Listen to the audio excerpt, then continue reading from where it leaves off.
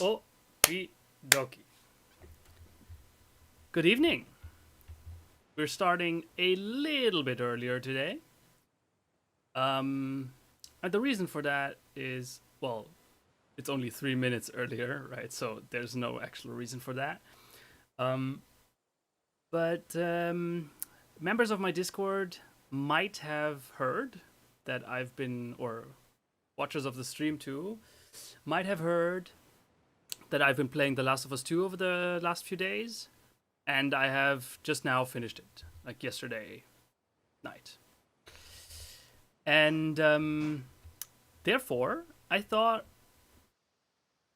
as it is the game of the hour, right? I'm a little late to the party, I know, but since apparently it is impossible to consider yourself someone who plays video games and not have an opinion on The Last of Us 2, I think there's no harm in me actually also providing my view on the things.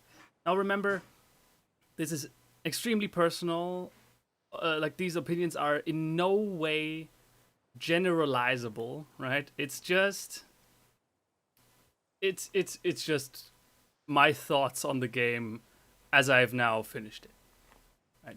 This is not a real review. I'm not a professional game reviewer, right? I don't consider myself structured enough for that.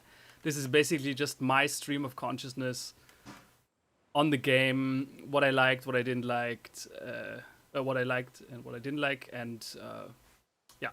Now, be aware, this will be mega spoiler, right? I will not hold back anything. I will go once I'm in the zone. There is no distinction in my brain anymore. What's a spoiler and what isn't? It's just my thoughts, right? Therefore, I have decided to put this on the screen. As long as you see this, and as long as my assistant penguin here, my assistant penguin Yori, is on the screen, there are spoilers. Okay? Once this is gone, you can come back. Or you can unmute the stream. Or, if you're not a pussy, you can just take the spoilers as they are. Good. Now, let's go. I've made a few notes. I'm not that unstructured. So I was wondering what to keep in the distance, in the background. Should I? Yeah, no. Let's just keep it at that. I think that's a beautiful backdrop. So, okay. First things first. Let's start with the things that are, in my opinion, they are the benign stuff. They don't matter much to me, right? I'm quickly gonna go over them, but they have no bearing on if a game is like really good or really bad for me. It's just stuff that the game has, and some of it is good, some of it is bad, but for me it doesn't matter that much. And the first one of these things is the gameplay.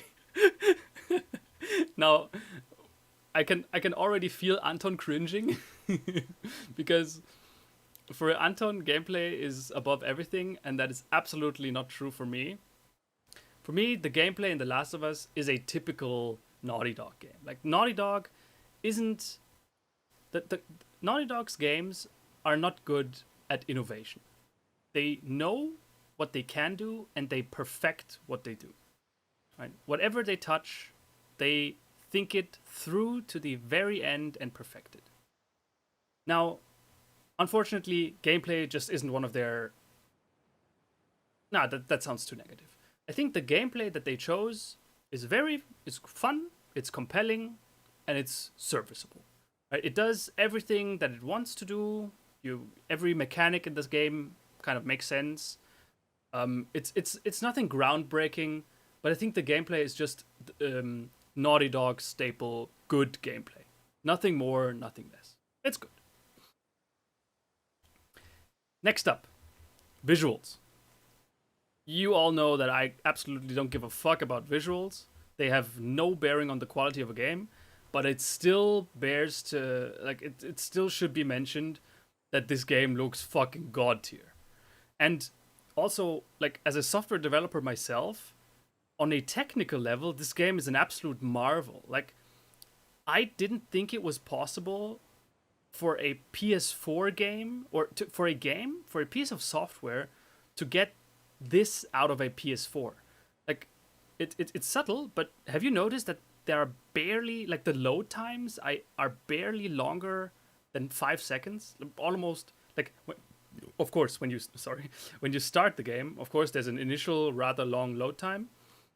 But once you're in the game, like when you die, reloading, between chapters, there's barely any load time. And I think, like, on a technical level, this game is it's a little bit of software engineering porn, to be honest. And also, yeah, the environments look so vibrant and real, and are so full of detail. I think that's the characters.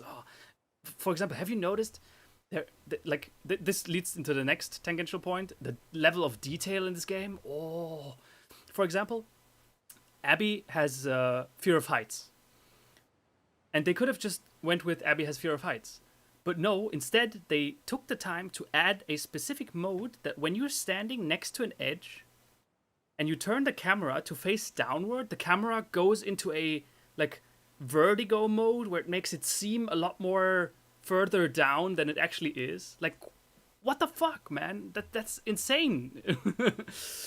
Right? It's just little things like that are.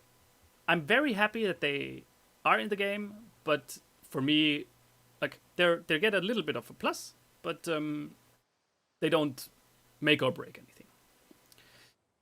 All right. However, what does make or break everything in the game, and that is the same for almost every game that I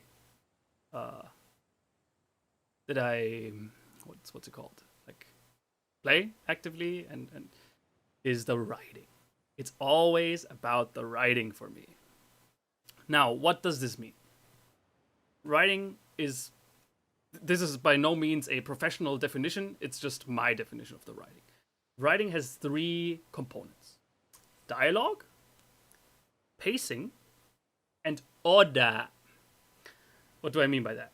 Dialogue is basically how well is the dialogue written. Now, I know this is very subjective, of course, right? But I consider it like, how believable is a dialogue? How natural is it conveyed? Does dialogue feel like a real conversation? Right? That's what I mean with dialogue. Pacing is basically how fast do the events happen, and how is the arc of the game, right? Are there climactic events that are properly built up, and are the drag sections, are they there because they build up a climax, or are they there for no reason at all and are really just drag or filler, right? That is pacing. The how well are the pivotal moments of a story set up, right? That is what I understand under pacing. And third is order. Order. But wait, you guys can hear me, right?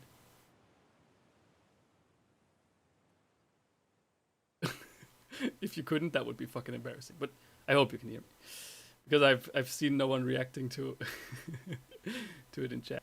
Anyway, so order is basically as the name says, the order of events, and are they in a sensible orders? Does this lead to any logic holes or plot holes? Right? Is it comprehensive? Does it make sense for things to happen in this certain order? That is what I mean with order. So let's go through them one by one. First, dialogue. Now, to get a little bit more into perspective, what I mean with bad dialogue, let's pull up the worst case for dialogue writing. The worst case dialogue is Final Fantasy VII Remake, because you know, if you've watched earlier of my streams, I think Final Fantasy VII Remake is best described in one word, and that is uncanny. And I really hate to say this, but it feels like the dialogue feels written by people who have never actually had a conversation in their lives before. It's like non-humans learning about humans and pretending to sound like humans. It sounds horrible, and that's actually how I envisioned it. That is what uncanny means for me. Right? This is the worst case for dialogue. Now, let's focus on The Last of Us 2. I think the dialogue in this game is overall pretty nice. It's like in terms of how believable is it, and how natural is it conveyed. I think it's very, very good. Like the voice actors, we don't have to talk about it. Troy Baker's a fucking asshole, but everyone else, mwah, excellent work. But however, while it is natural and good, the dialogue somehow seems a little bit too superficial. If you really look at the game as a whole, there's no like when there's a huge resolve, when a huge story arc gets resolved, there's no deep and resolving dialogue involved in it. It's always something happening, but not actual dialogue. And so in that sense, the dialogue is just kept to the parts where they're talking, like it's character building, it's world building, but all in all, it just stays superficial because no profound dialogue is ever played. Is ever like said or had. No profound conversation is ever had, and I think that's a little bit of a shame, right? Because it's obvious from the writing that they have good writers. It's just a little sad that they chose to not have any meaningful, like fundamental dialogue in the game. I think that's a conscious decision, right? They choose to convey their really important messages not through dialogue but through actual actions, and that's commendable. But I don't think that's mutually exclusive. So I think it would have benefited the game if there was some more dialogue. Yeah. Next up, pacing. So, no. Let's go on with order first. Let's do things out of order. Nice one, Andy. I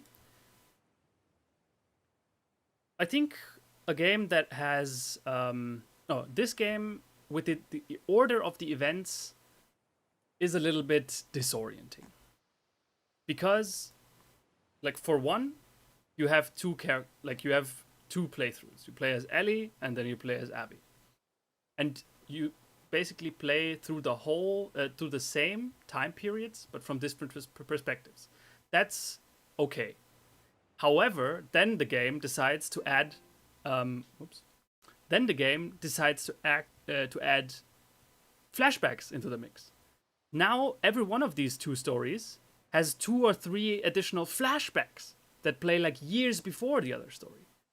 And there it becomes a little bit too much. Like the what's it called? Like at some point during the Abby story, I had to actively remind myself, like, okay, what time is this? What has already happened? Who knows what about who? And it becomes a little bit taxing, and I don't think that was necessary. It is what it is, right? But I didn't think that did the game a favor. Now, pacing. The pacing in this game is indeed a mixed bag, and this will then lead up to my the meat of the review in a minute. But so Ellie's story is very nicely paced, right? You start up with a clear goal. Every step you take in Seattle is basically just there to get closer to this final goal, and it's just very focused, well paced, and it all leads up to the one climax in the theater, and that's good. Now, the moment you get to the climax, the game just decides to pull a sneaky on you, and poof, you are now Abby. And there wasn't, like, I think it's okay to have a character transition that resets the tension and the momentum and all. But in the middle of the climax or right before it, okay, debatable. But I guess, you know, okay, it's their game. Then you have Abby's arc that is a lot less focused and clear goal, and it never really gets to build up momentum up until the very end. And that is, I think, like, it's cool when you switch to another character that experiences the same story from another perspective, because you know where it's going to lead, right? And that's an advantage you have. You have, like, towards the end of Abby's arc, you are at the point where you're like, oh, I know it will lead to this climactic finale. So there is tension to be built there. Like, it builds up really well to the finale. But that only happens towards the end of Abby's playthrough, and for the most part, you're stuck with this not very interesting rest of it. And then you reach the finale, and then the game doesn't end. This will be a huge point later, but let's just say that whatever pacing you had up until that point at the end of Abby's arc, at the end of the game, when the game is finally done, there will be no such thing as pacing left. Okay. Now, these are the three things about the writing. And as you might have guessed, it is, all in all,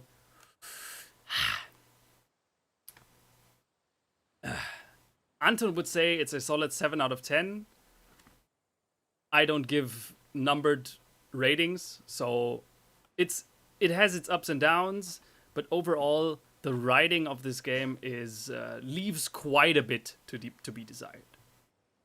Now, this is the overview. Now to my personal. In Germany, we say putting your mustard on something, right? If you give your opinion on something. Now to my personal mustard. First, I loved The Last of Us 1. And one reason why I loved it is because it was a fictional story. And I love fiction. Science fiction, fantasy a little less, but yeah, fiction. And to me, it was a really big feel bad that they've decided to demote and marginalize the infection to basically just being an environmental hazard. You could, like, picture this. You could replace the entire, like, every scene in the game where there's a cordyceps infected, or every scene in the game where there are cordyceps infected, you could replace them with anything else. Aliens, zombies, ghosts, whatever the fuck. And it would be the exact same game. That hurts. Because it's now no longer a science fiction or fiction story. Because the fiction part of it has absolutely no bearing on the story at all. That's bad, man. For me. Right? And the first game really did that well. The first game, it was very clear, right? From the beginning of the game, you knew, like, oh, this infection is what's... Like, the reason for the things happening in the world is this infection. Right? And it was always... You always knew that, yeah, if I bring Ellie to this hospital there, it might develop a vaccine against it. It suddenly gave this entire game a global stake, right? The entire story had like a global scope.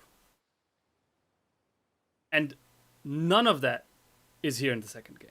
The second game focuses zero on any global or grander scope. It's just personal. And there isn't objectively anything against it. Of course not, right? That's personal preference. But for me, yikes. Second point. Abby's story, like the wolves versus scars conflict is such a bland snooze fest. Oh, it is the most generic, uninspired, and uninteresting scenario that they could have come up with. Like, oh my god. Especially after Ellie's story, right? I said before, Ellie's story is clearly focused. It has a clear goal, and every step you take brings you closer to that goal. And Abby's thing is just mindless wandering. There's nothing. There's no goal to what Abby does, right? It's all just she's like a. She's not a active protagonist. I hear that term used a lot. Like there are active protagonists and passive protagonists, and Abby is a very passive protagonist in that the story just happens to her. She doesn't do anything to drive everything forward. She seems like a bystander. And that is acceptable if the story happening to her is interesting. But instead, you have like this completely bland,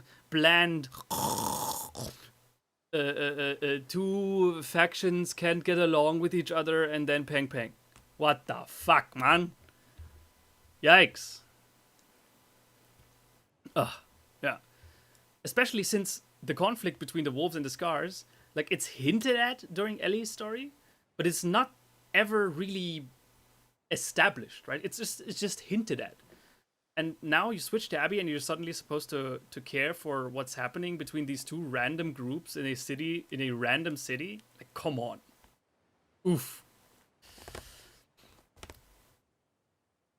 Anyway, that's that. Next up, and this is the biggest thing. All that I said up until now, it might give you the impression that I didn't like the game. But up until the end of Abby's story, right? Where you play Abby, you find Owen and Mel dead, and then you go to confront Ellie you go to the theater. Up until then, even though I've said all of these factors earlier in this review, I think the game still works.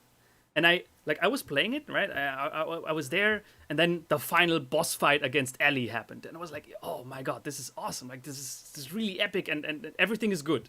I was ready to shit on everyone who didn't like the game because they didn't get it, right? Because yeah, I know the pacing for Ellie, very, very nice. Poof, then you drop down to 0, then you have to fight through the sloggy Abby section up until the end, and then it builds up, and then you have this huge finale, right?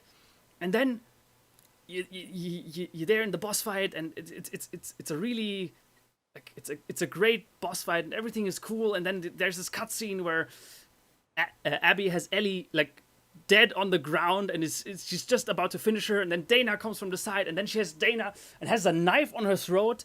And Abby's like, they're like, oh, she has nothing to do with it. She's pregnant, and then there's this one morsel of dialogue that it literally gave me goosebumps. It's like Abby's there, has a knife on Dana's throat, and it's like, good, right? When she knows that she's pregnant, and I was like, oh my god, this is fucking epic.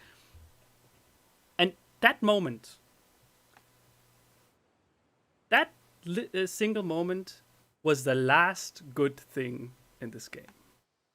Because then, out of nothing, Abby just stops and walks away. Hallo?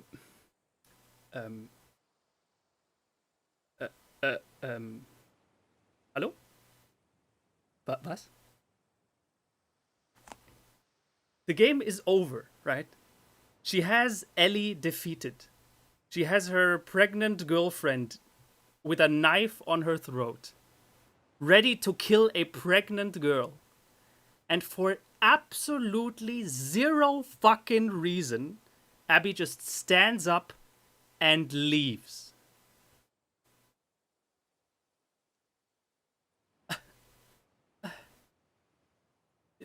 I see people in the chat saying like Lev just said Abby, and that was it.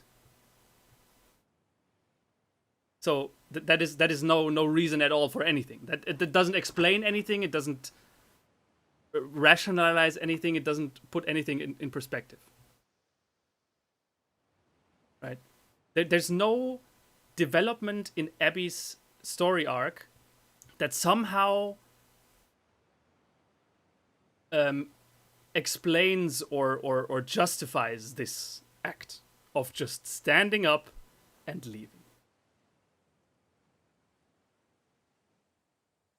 And that's when the game begins from its high point to take one of the most brutal nosedives that I have ever experienced ever.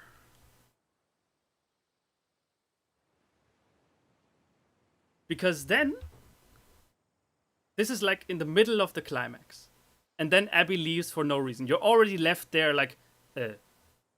And the game, I was then ready to just have the game end there. That would have been very unsatisfying. But then you get the last mission in Santa Barbara, which is, guys, honestly, it looks like it looks straight out of a fucking Hitman game. Anyway. And this final mission in Santa Barbara single-handedly undermines and destroys everything the game has built up until that point. Right? One, it plays so long after the end in the theater that it's so detached from everything that happened before it that there's actually no meaning to it. It is in every sense of the word, it is meaningless, because nothing that has happened before matters for this final mission. The final mission actually doesn't conclude anything because it has nothing to do with the first stuff. Right?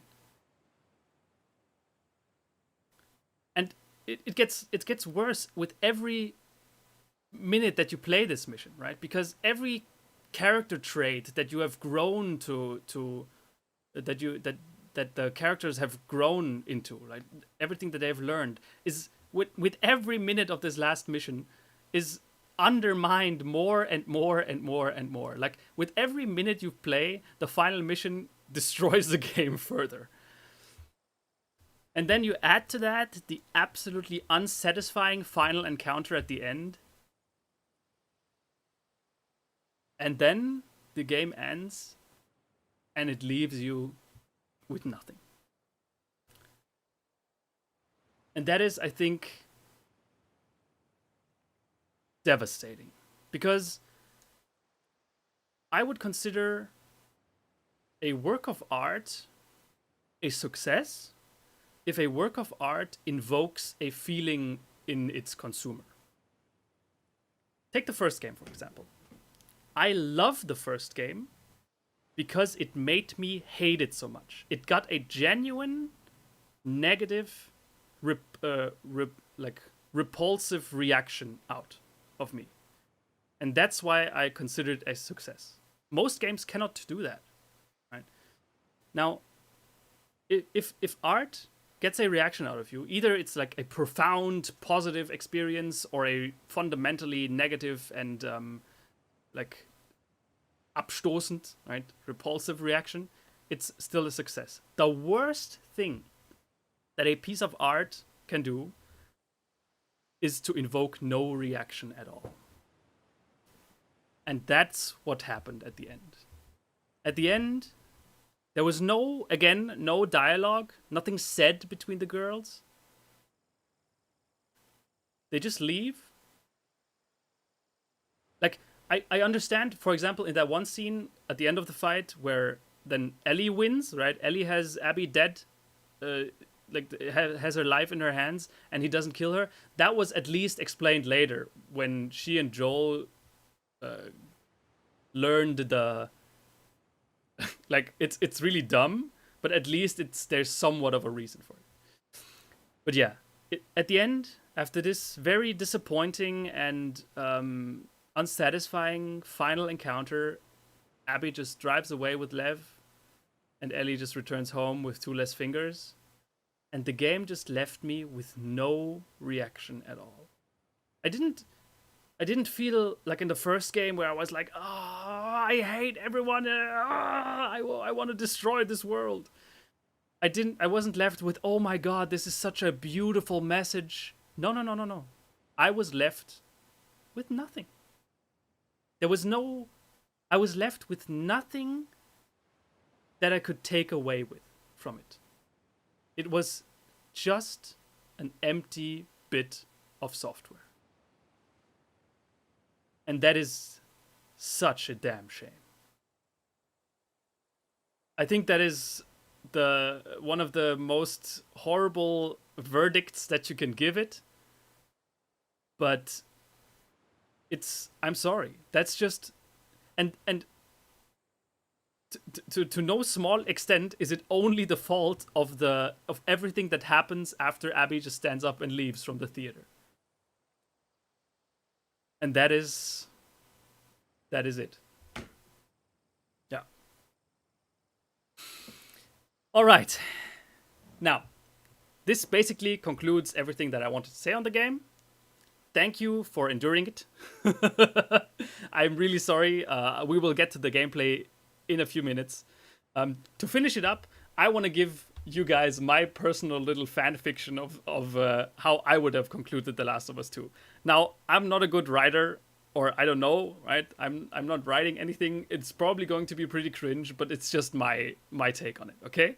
So, picture this. During Ellie's story, you basically... That's more or less a fact, right? You see her fall deeper and deeper into this rabbit hole of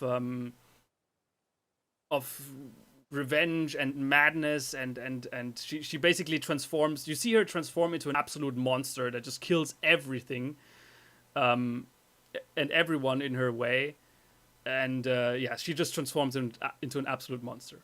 And then Abby's arc should have been the opposite, where everyone starts off by thinking she's a really bad person and everyone hates her. And through the saving of Lev, of the two Scars, the kids, she like redeems herself. And then once at the end of Abby's story, she should have been like, you just see her turn the corner, right? You just see her turn around. There's a glimpse of hope that no matter how lost a person is, it can redeem herself. And then in typical The Last of Us fashion, Ellie should have killed her. That would have been at least consistent with the theme of the first game, in that there is no grand justice in this universe. There is no karma. There is no good happens to people who deserve it and bad happens to people who deserve it. There is just this world as it is a horrible world, and the worst things can happen to people that don't deserve them. I know, very simple, but I would have enjoyed that a lot more than what ultimately came out of it. Yeah.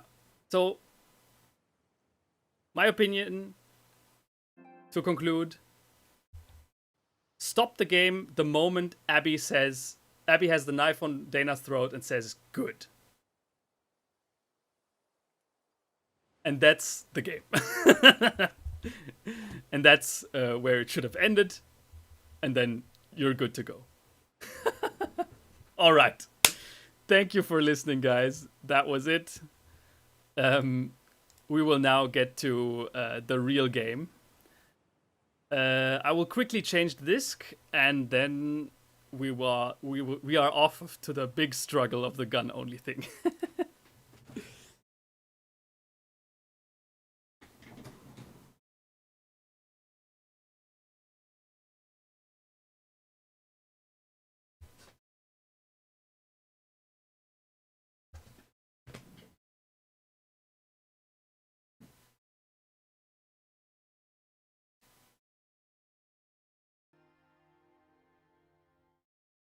Okay, so let me put the mic onto a better position. It came for Bloodborne and left with depression. Well, The Last of Us isn't depressing. It's just nothing. It's a whole bunch of nothing.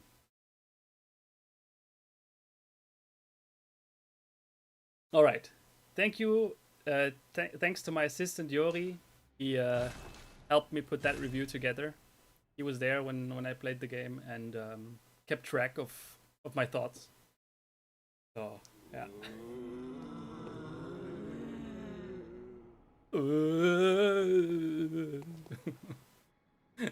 What a nice way to start it off.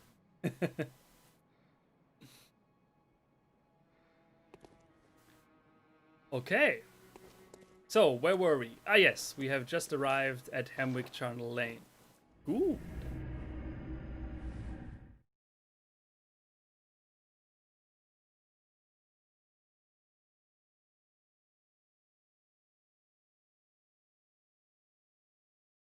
Aww.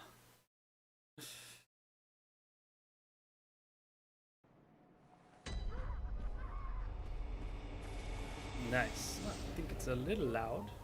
Second. Okay. Good. So, I hope you all had a great day. Oh, no.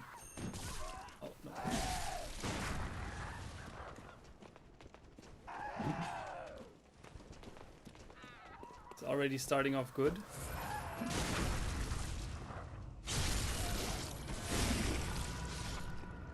Still a little loud. Hello?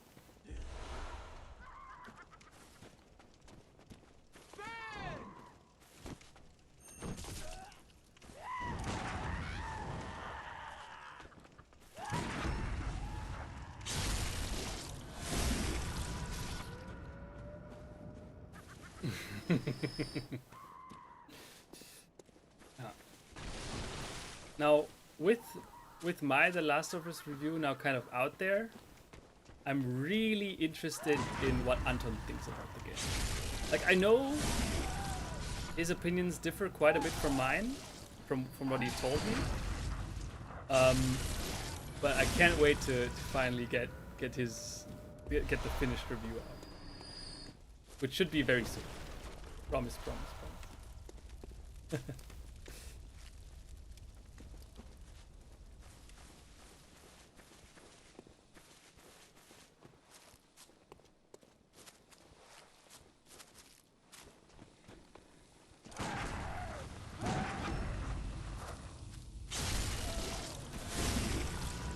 Yep, SKR, there are no more spoilers. You are safe.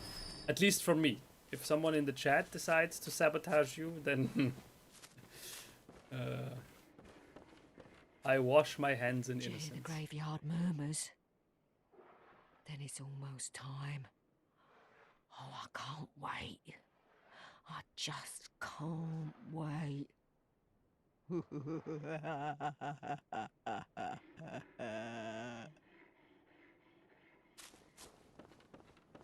Interesting.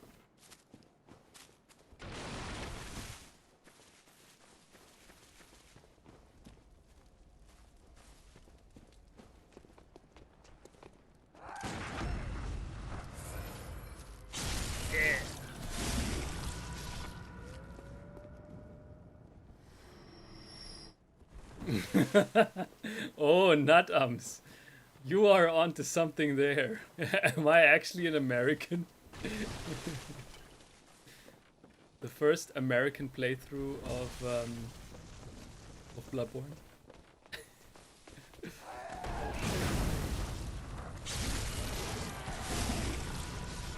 Oh, this is a bad position. Ah, it's a bad position. No, don't jump. No. Ah. Ah.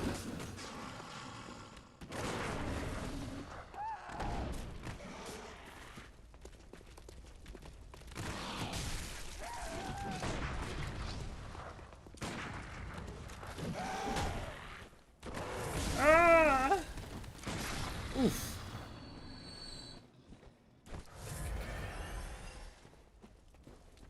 Can do it. Ooh, nice.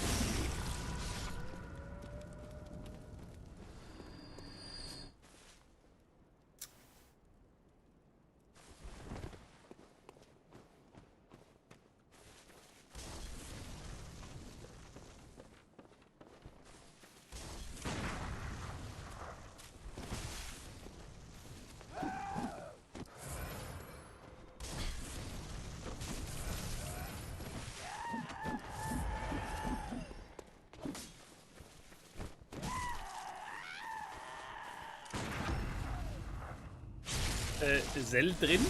What do you mean we don't understand the story? Of course, understand the story. Especially with Bloodborne.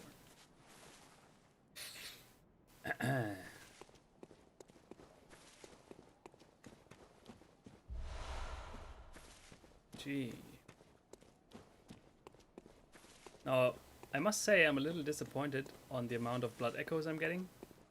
Like Spoody yesterday on Monday's stream, Spoody made it seem like 1 second here in Hemwick Charnel Lane is like showering me with souls, but actually not quite.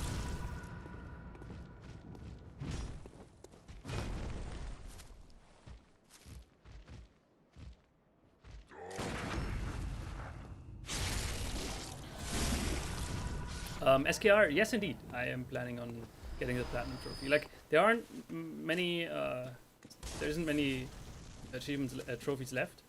The only ones that I still need are the get all weapons, and kill Queen Yarnum.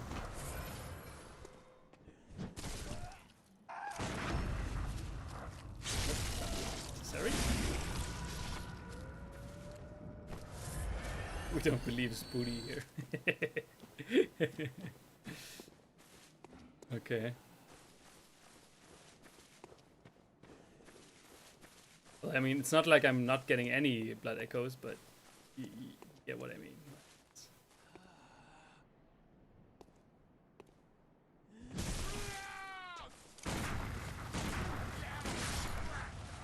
That was too risky. Just didn't want to risk anything.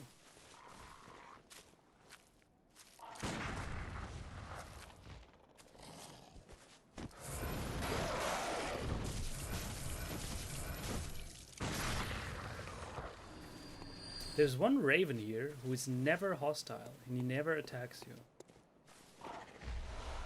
Quite weird. As far as I know, there's never really a reason given for it. It's just one friendly raven.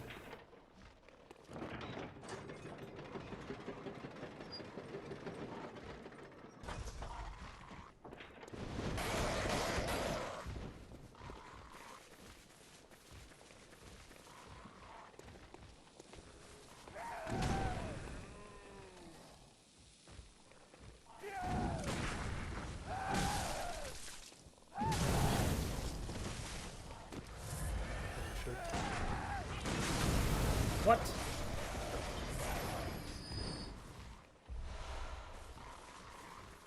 I need to stop using these Indian curse words. I need to start using Chinese ones.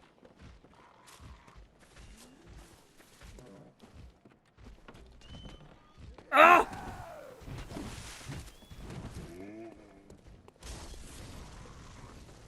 Bad position. Tactical retreat is in order.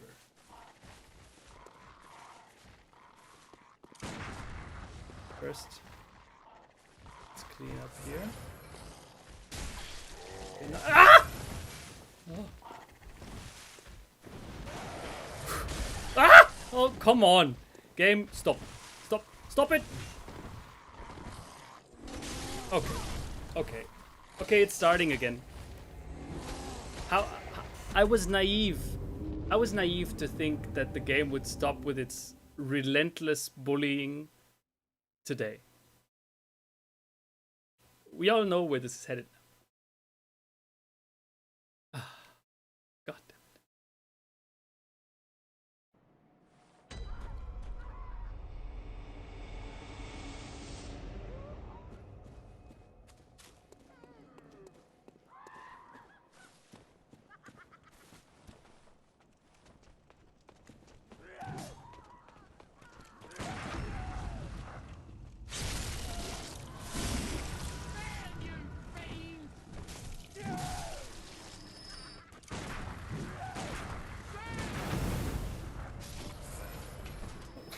Whoops.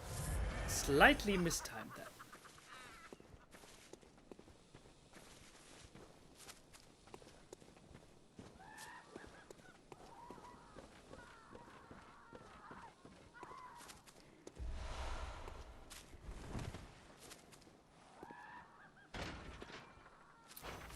Lila Gecko, thanks for the tip. Yeah, today I will try the no death strategy seriously.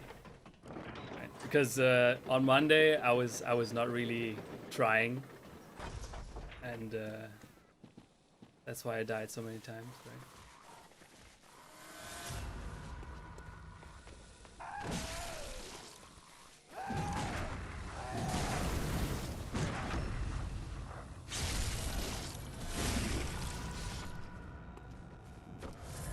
Actually, the gun is at a point where the damage it does is actually pretty good, in a sense that I can actually damage, like seriously damage enemies by just shooting them.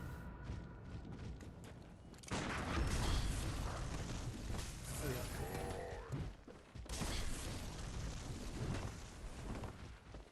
yeah. Okay.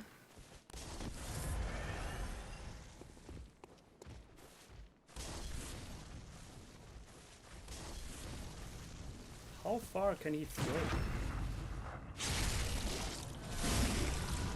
Gee. Oh, Spooty! What's up, my friend? Glad to see you here. Although you just missed the Last of Us 2 review. And I was especially curious on what you, how you would have taken my review, honestly. So yeah, it's I'm not hurt at all. No, not sad at all. No.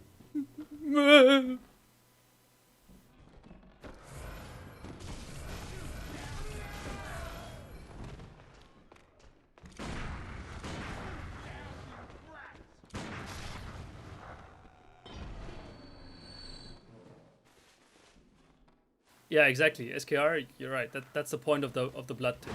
I just didn't know that I would reach a point where it actually becomes like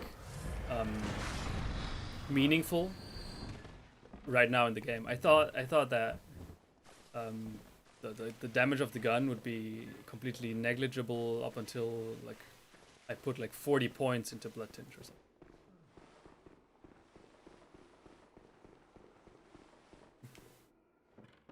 Yeah, turns out all of the mods are a little bit late, so they missed the Last of Us 2 review.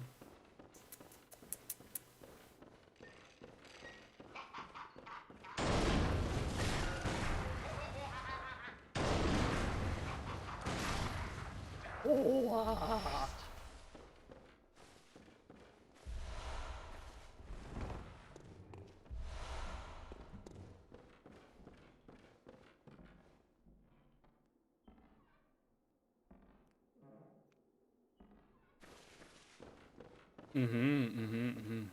Well, Spoody, I hope you can maybe later, like maybe after the stream, take, I don't know how long was the review, half an hour or something, and then we can talk a little bit about it, because like when we were in voice chat late like a few I don't know weeks or days back, you gave your like own small little review on the game, and I thought it was very interesting. And yeah, I just wanna discuss that shizzle with you, man.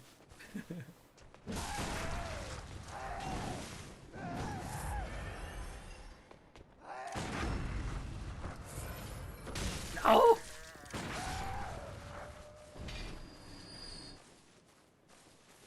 Oh, Illidan, you got it. Okay. Yeah, the quiet observer. I respect that.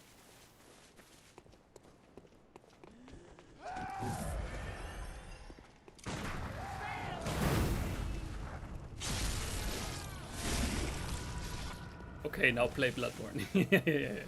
Man, SKR is super paranoid that anyone says anything that could spoil the game. Oh, awesome. But it's fair. It's fair. Let's not spoil the game.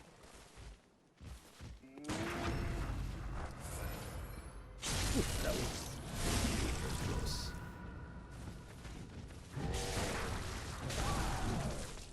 Ah, so.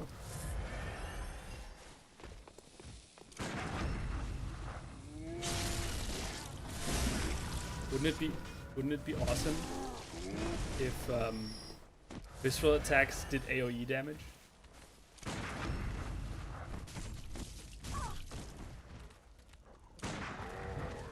Oh, 34.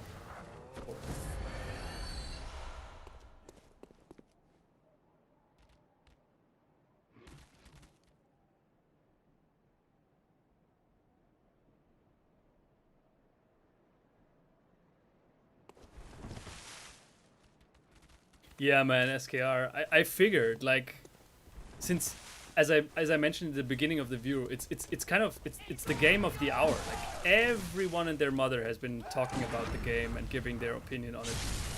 So good job avoiding the spoilers up until now.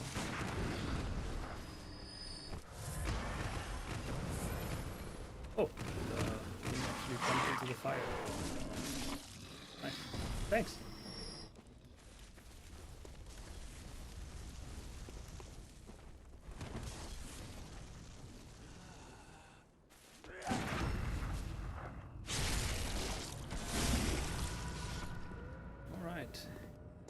Yeah, all in all, I think this Hemwick Charnel Lane section, it did give me quite a bit of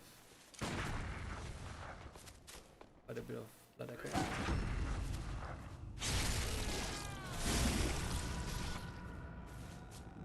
What? Andy, do a live reaction to what? Monster Bug Wars? Sorry, you gotta give me a little bit more context. I'm completely out of the loop there. What Monster Bug Wars? Sounds pretty awesome though, not gonna lie.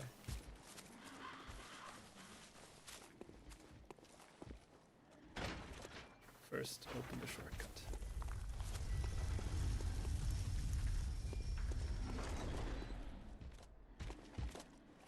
And then I think we should head back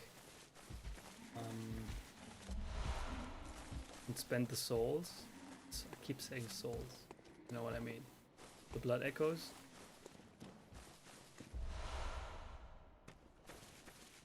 Let's try to get a feel for these executioners, and then we go.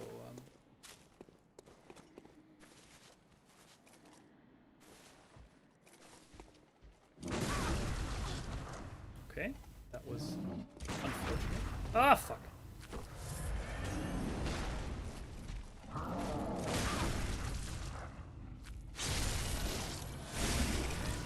So it does take a little bit more damage to kill them.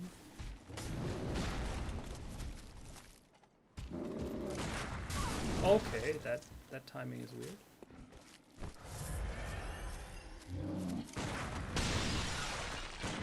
That timing is super weird. Yeah, this does not bode well. It does not bode well.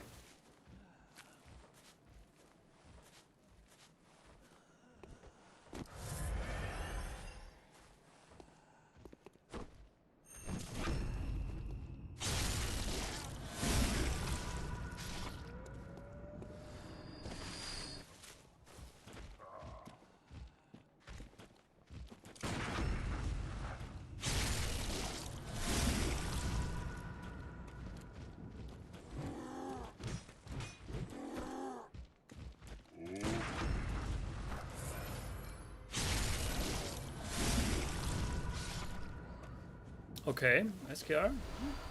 Nice. What's it about? Yeah. Can you sell it to me a little more?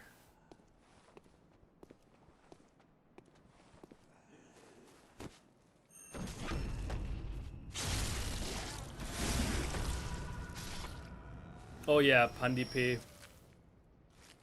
Absolutely. You will never forget your first playthrough of Bloodborne.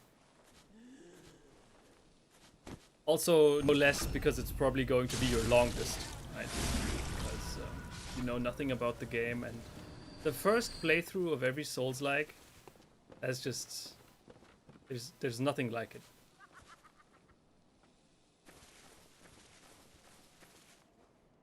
Isn't there a dog here? It's down there.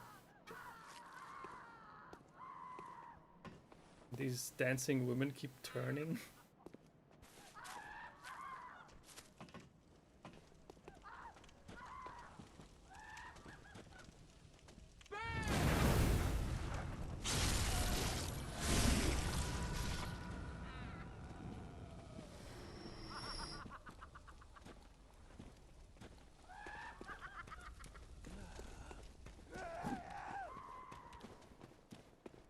16k blood echoes. That's a good yield. I think with that we're good to go back.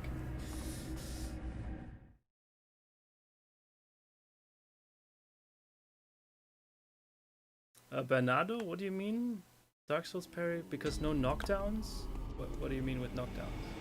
Like because here in this game, you mean in Bloodborne, you can parry and then get hit by the attack and be knocked down, so you miss out on the parry? Is that what you mean? Very well.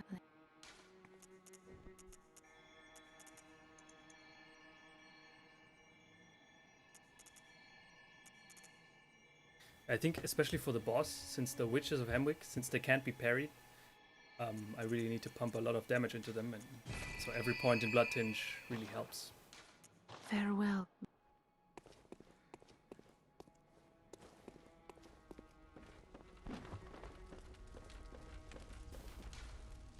Let's see if I can upgrade the pistol. Oh, Spoody mentioned something yesterday, and that was, I mean, there's another weapon, right? There's the Hunter. It's not a shotgun, but it's the Hunter Blunderbuss, or what it's called. And it behaves like a shotgun, in that it doesn't fire one bullet, but it instead fires like a spray of bullets. Does that actually do more damage? I'm really sorry. I've never, like, most of the characters I play don't use guns that much, honestly. I'm gonna be totally honest here. So I'm actually not sure. Is it really a thing, like Ludwig's rifle? Oh, that is like the really, with the really long barrel that looks like a miniature cannon. Right? You don't think so? So what's the point of these shotguns then? Is it just that they hit a bigger area, so they make it easier, like you don't have to aim that much for a parry? But that would be kind of weird, because when you're locked on, you basically auto aim, no?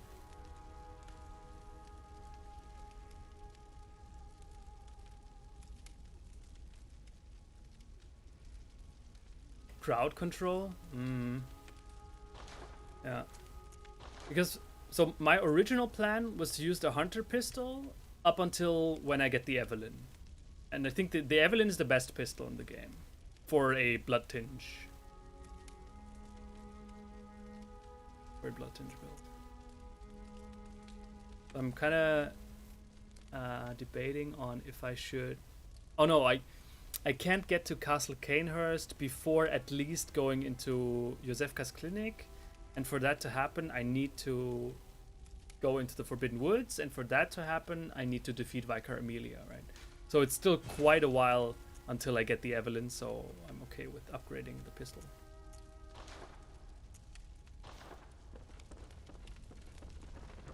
Yeah. Actually, I think I don't even have the emblem I need to acquire the... No.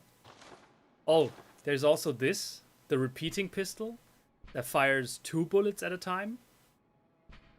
I think that does, like, per shot, per shot, that does more damage, right? But it consumes 2 bullets, so it's really not worth it, right? Yeah. Okay.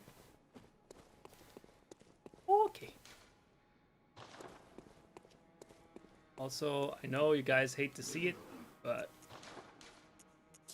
I buy those things.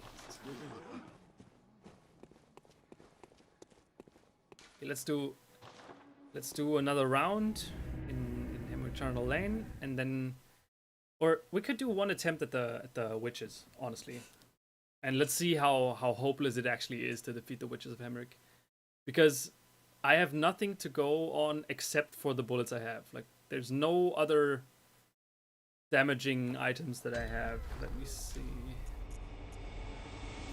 What? Oh, and bone marrow ash. Very, very important. for the boss, the bone marrow ash is actually, that's a key item, right? It does like plus 30 or plus 50% more, gives you more damage with your guns. So, yeah. Wait, what? Spoody, explain. The witches affect the blood-starved beast? How would that be possible?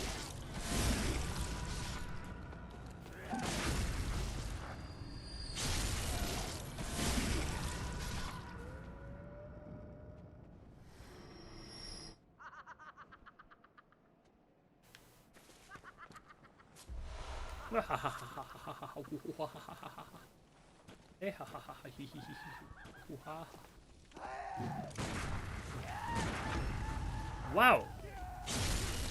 Okay, actually 2 shots.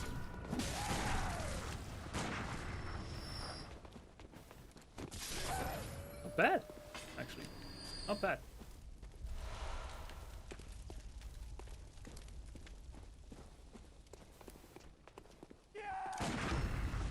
Ah, fuck. To do the blood bullets thing, but pressed it a little bit too late.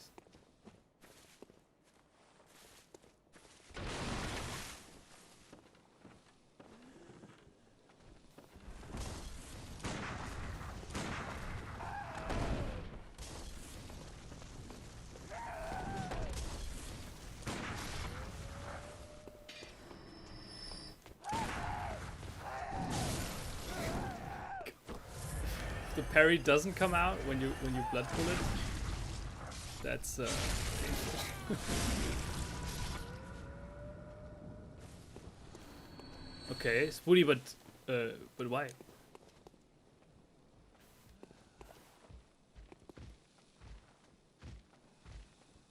What?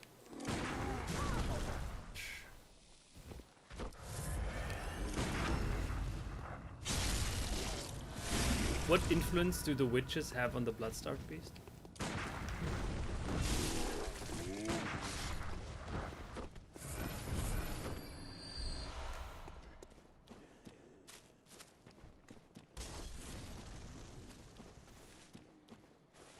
You mean these guys, right? They give the most souls, give the most blood, of course. Yeah.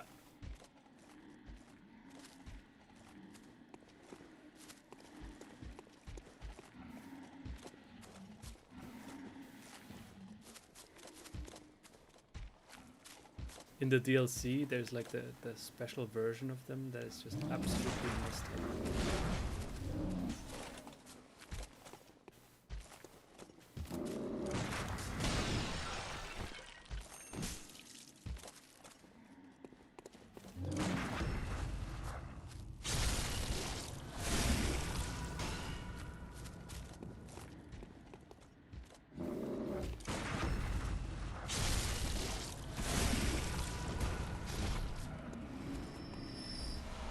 SKR, you don't like Yori as my companion and assistant?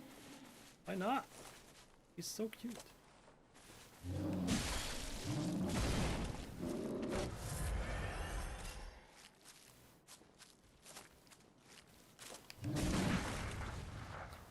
They have really high blood damage resistance. Like, my shots barely do any damage.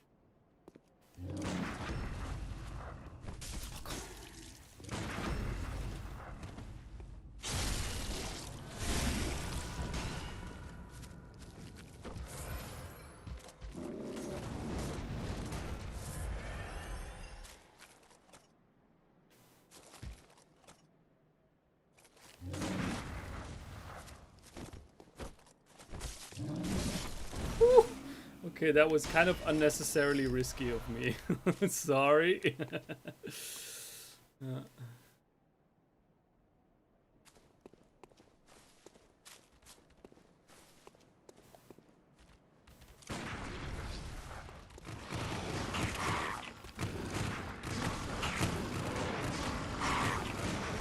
There are 4 dogs chasing me. How can I miss?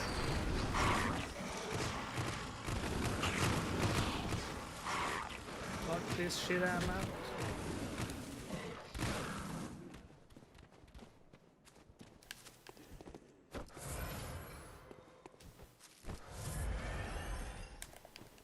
No, not you!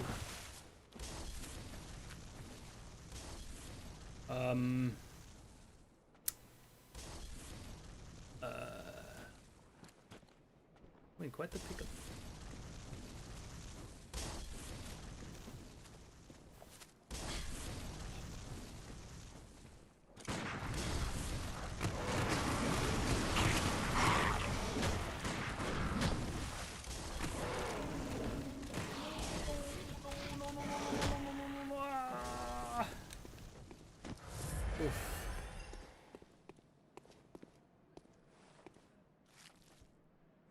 Yeah, dogs are really... They're really inefficient and quite the bad deal. I think it costs me, like, if you calculate like the blood echo cost, I think a dog costs me more to defeat than it actually gives me.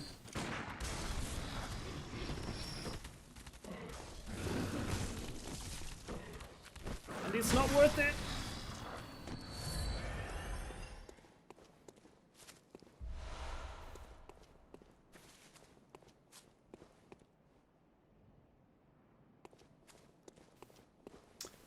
No, like for this time, I'm still going to go back there because there are some shinies, some booties, more bone marrow ash.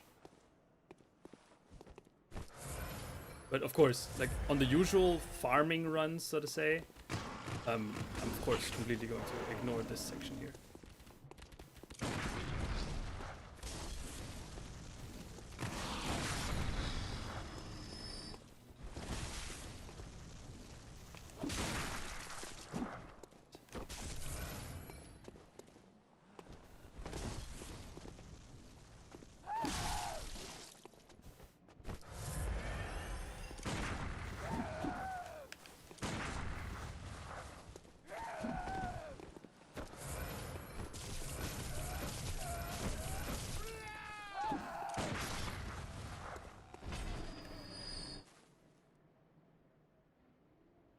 Yeah, exactly. I was like the main reason to do the Witches of Hemwick is to get the rune, Carol rune tool. However, I think at this point in the game, I barely have any Carol rune. Like here's one. This thing here is one. Lake rune. But other than that, I don't think I have that many runes actually. Like one of the better ones is the visceral attacks give more blood echoes, visceral attacks restore health, and visceral attacks restore bullets.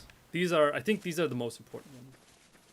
Although I'm not 100% sure where to get the latter two. In fact, where to get any of those, actually.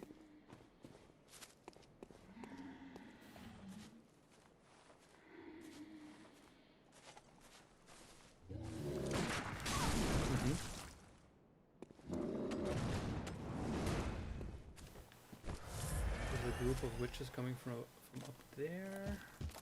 Oh my god!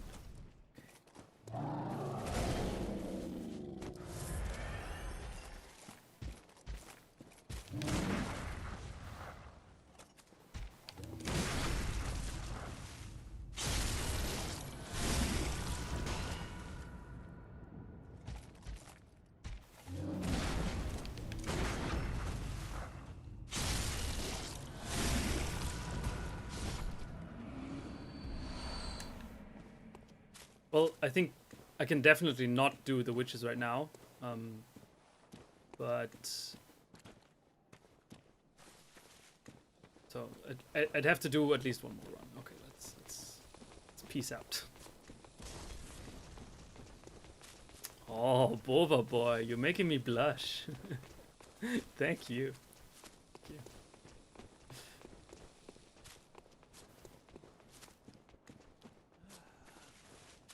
Ooh, Pandi P.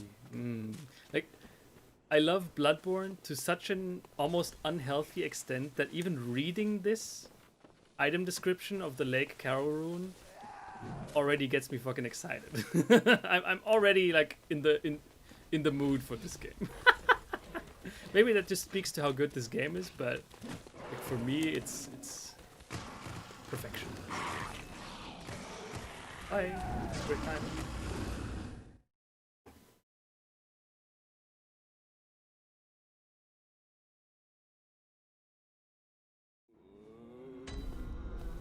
What? Adult scenes in Game of Thrones? Very well. What do you mean?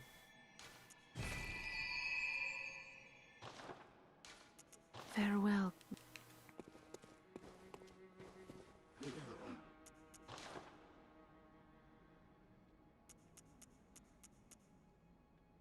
Man, but now that you've said it, Spoody, since this is the first run where I'm actually really using like pistols and shit, I'm kind of intrigued by Ludwig's pistol. Oh, but actually, I just realized that I need to defeat the Bloodstarved Beast before I can get it. Yeah, so never mind. Never mind.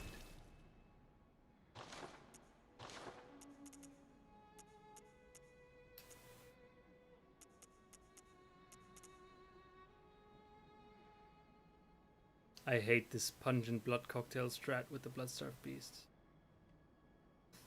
I'm really inclined, like, I really would like to sell them.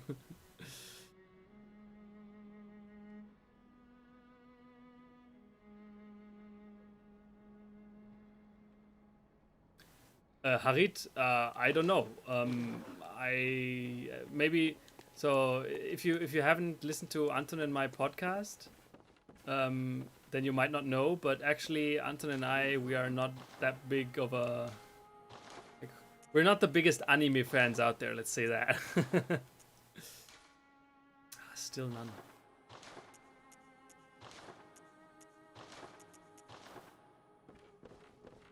Still no blood tinged gems. Hold up, can I actually sell? Wait a minute, I just realized something. Can I sell? Yes! I can sell them, and I can even sell them freely because there are no ranged weapons that utilize blood gems. Like only the what are they called? Radial, I think, or round blood gems, not radial. Circular or something. Only circular blood gems are used for guns, which means I can sell all others. Hey, that's actually pretty nice. Now they don't give that much, obviously, but it's good. It's good.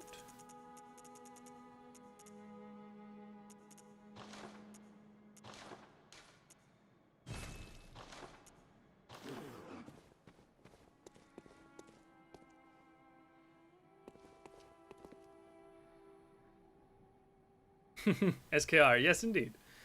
Okay, let's say this. I'm not a anime series fan, okay? I love movies. I think that's a much better medium than series. But of course, series are much easier to produce and give a lot more money, so that's what most studios do. Oh, Illidan!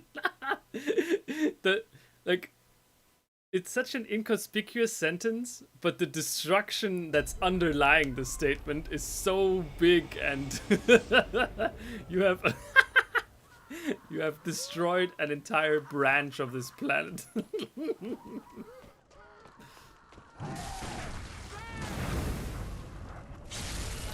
Nice one.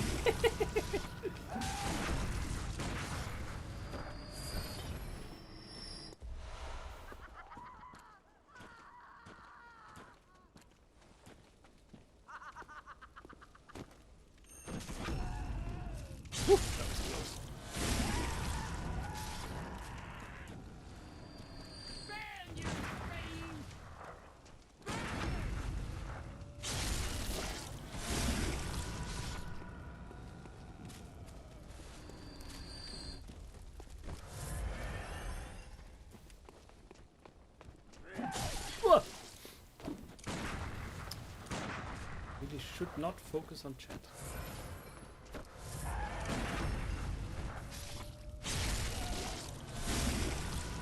How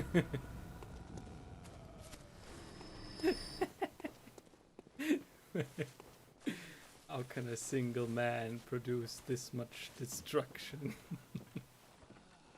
Well done, Idildan. I'm very proud of you.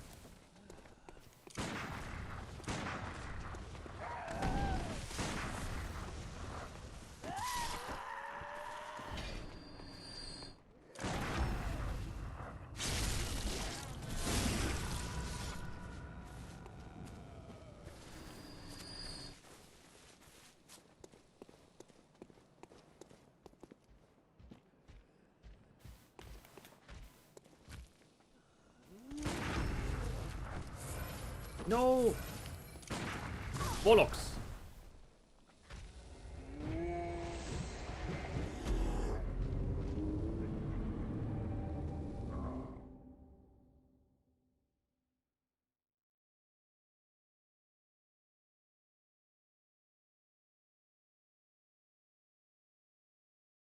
Did I regain my focus? No, I apparently have just lost it because the chat has been too entertaining.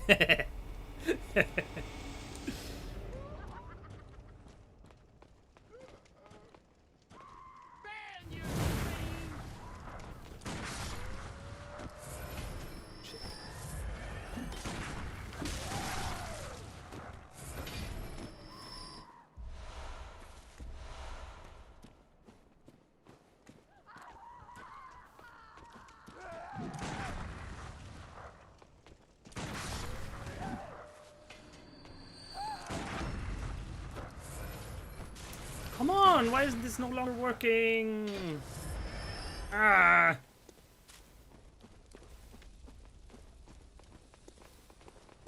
Oh, I heard it. I heard it.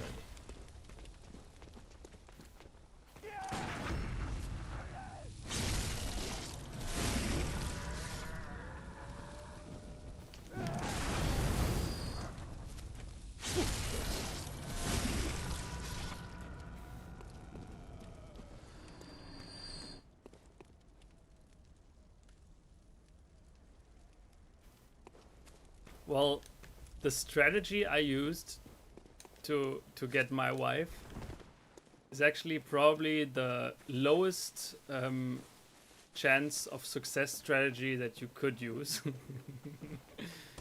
It was the pity strategy. Okay. And I'm pretty sure that it won't work on any other woman than my wife.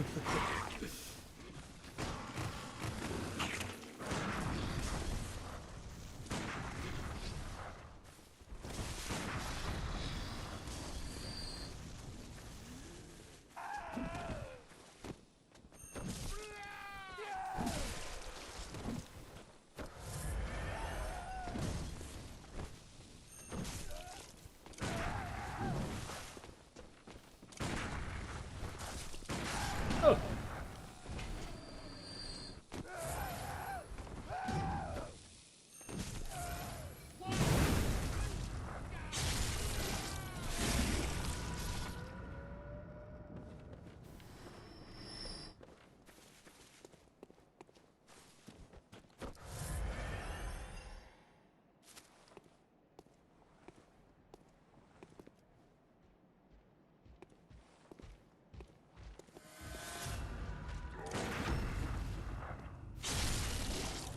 SKR, that is not a flex.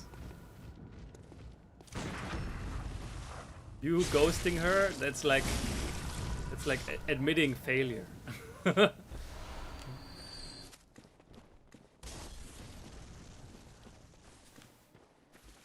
Like, for real. I think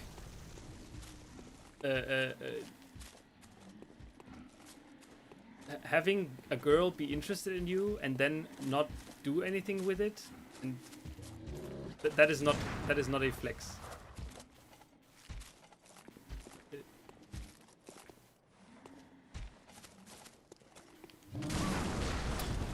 Fuck.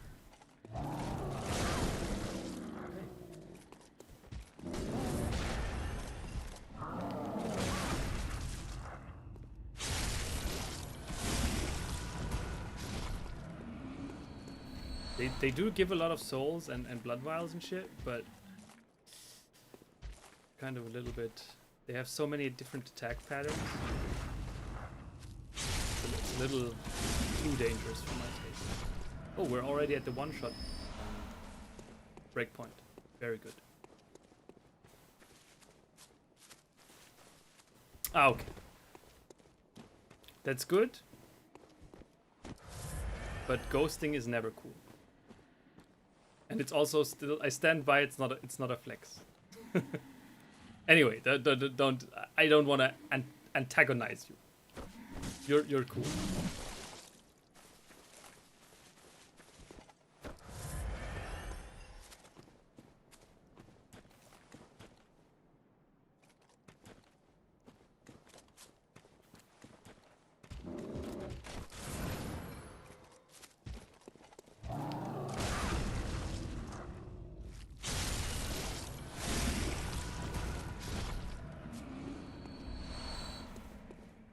Okay, 14k souls. Kind of reluctant to jeopardize it all. Although I suppose what we could do is just like we try, right? See how possible or impossible this whole boss encounter is.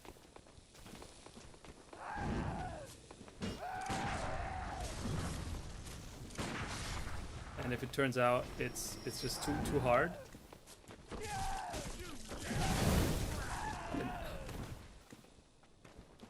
No, I will not.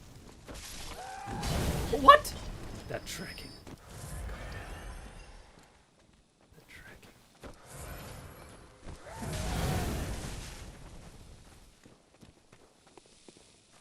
A thick normal.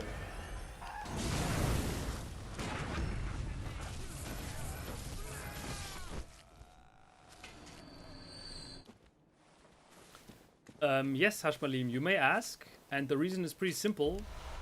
It was the absolute neck-breaking 1-2 punch of it being galactically overpriced and it taking like a huge amount of time. Like, oh my god. There are few hobbies that require you to put that much time into it than Warhammer and painting the miniatures and shit. Also, I'm a rather competitive player, and as it turns out, Warhammer is not a very competitive game.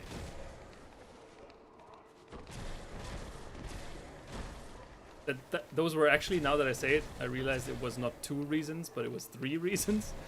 But yeah, those were the 3 reasons why it just didn't work out.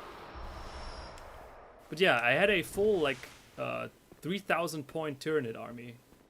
Almost completely painted, and yeah. I enjoy, the thing I enjoy most about Warhammer 40k is the lore, and for that you don't need to pay money. Let's see, Bone Marrow Ash.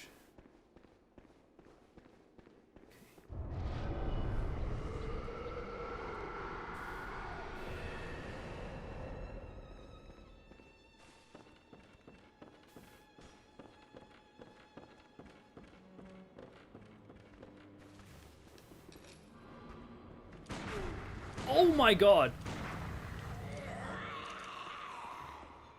Okay.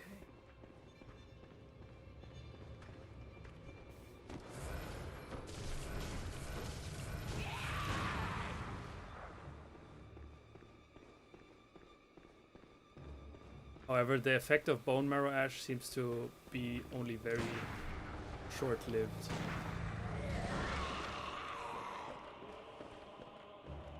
Damn, that's a shame that it's.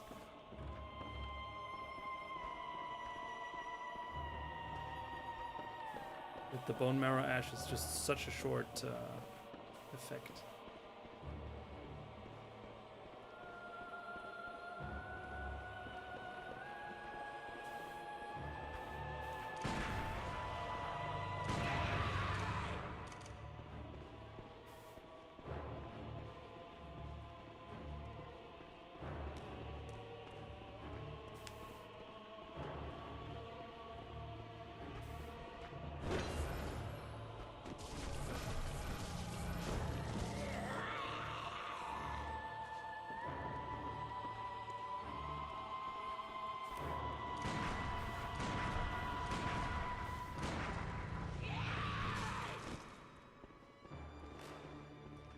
But I think I can make it. It will be hard, but I think it will be possible. Still need to get that rhythm down, right? Every time I just shoot 5 bullets into her, and then at the next finding, I refill my 5 bullets with the health.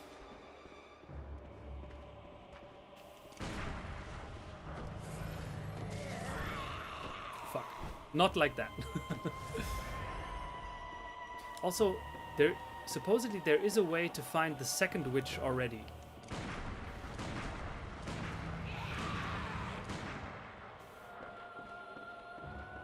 While the first one is still alive, but I'm not sure how exactly that works. Oh, there. Actually, what am I saying? There she is.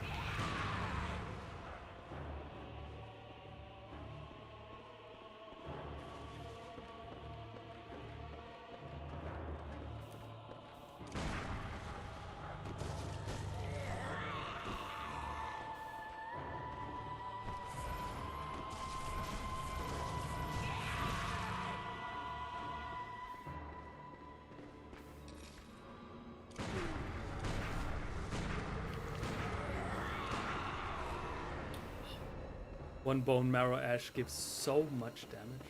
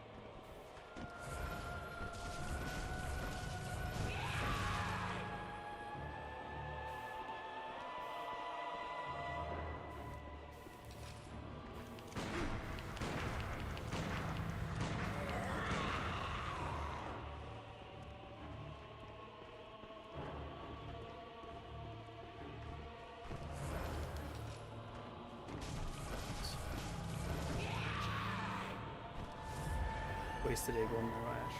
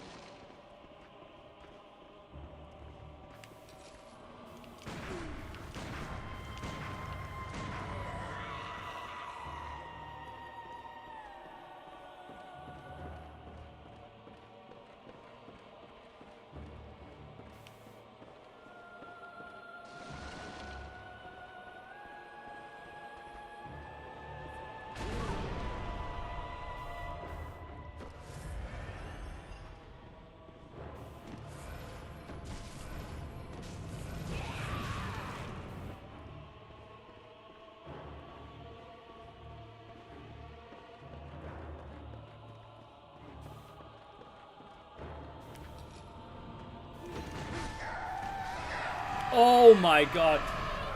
Oh. Oh. Oh, did you see how perfect that was? That was like movie photo finish. Bam, bam, thank you, ma'am, dead. God, I'm good at this game.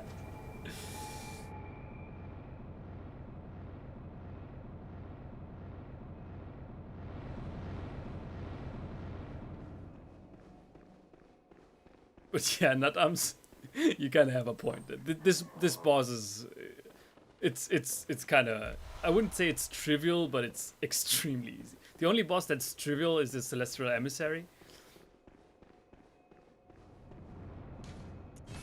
But yeah.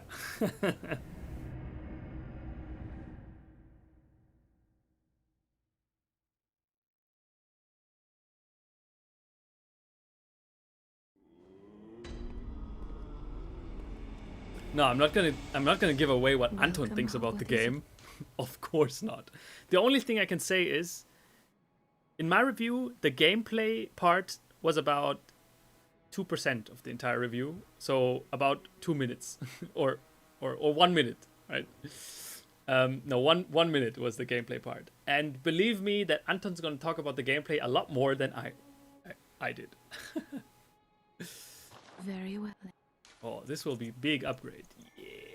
What? Only 3 points?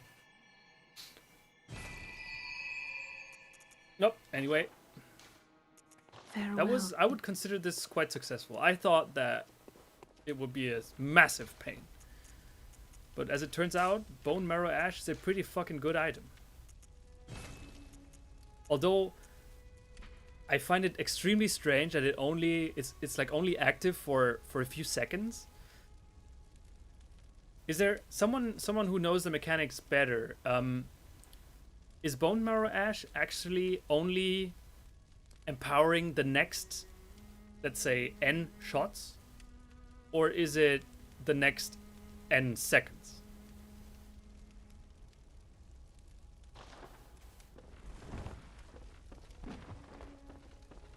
That would be quite interesting to know, actually.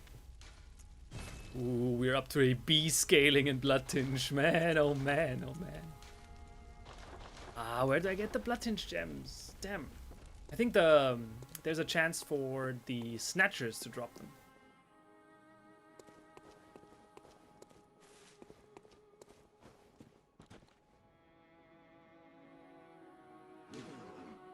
What's a donkey fan? What's donkey?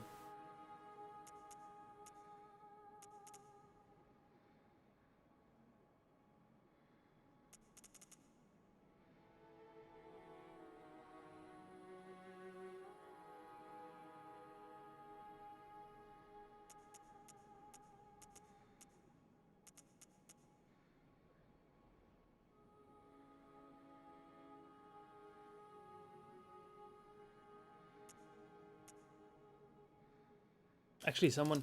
Oh, Wanker Chief! Long time no see! Hello, hello! Glad you tuned in. I remember you were one of the louder proponents of The Last of Us 2's... you know, you had a strong opinion on it. And what's it called? I would... dir nahelegen. Fuck. How does one say this in English? I would approach you with... God damn it, man. German is so much better. So I suggest after the stream you watch the first half... Like once it's done uploading, you watch the first half hour of this stream, because I did a little review of The Last of Us 2. And with a little review, I mean full on... no holds barred, half an hour, everything that came to my mind during the game. I'm of course also going to cut that section out and upload it as a separate video, just like I did with Devil May Cry 5. But yeah, for now, there are people in the chat who have not played the game or finished the game. No spoilers, no more talk about The Last of Us 2.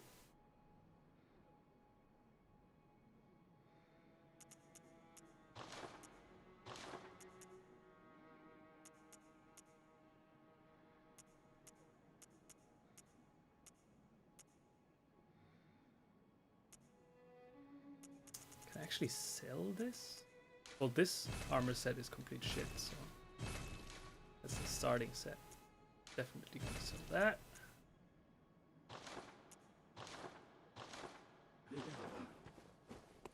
Oh, and now I can also equip the Lake Rune, although I don't think it helps much. Lake Rune is, I think, damage reduction. Yeah. Damage reduction.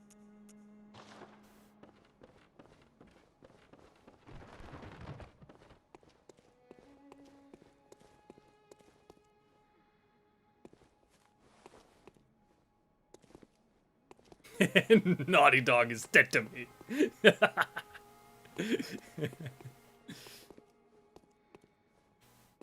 Okay, let's do one more round in Hemwick Charnel Lane, and then I think we can make some more attempts at the Bloodstarved Beast.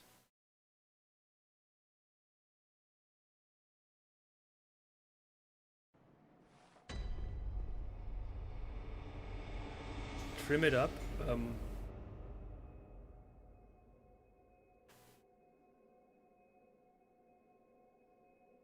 What?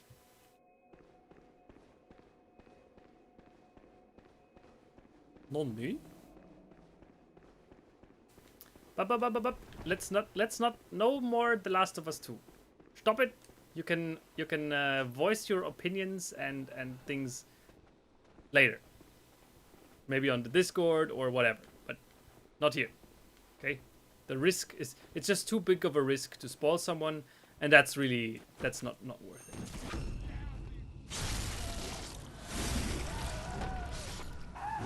I hate you. Die! Oh no, I have no bullets. That was dumb.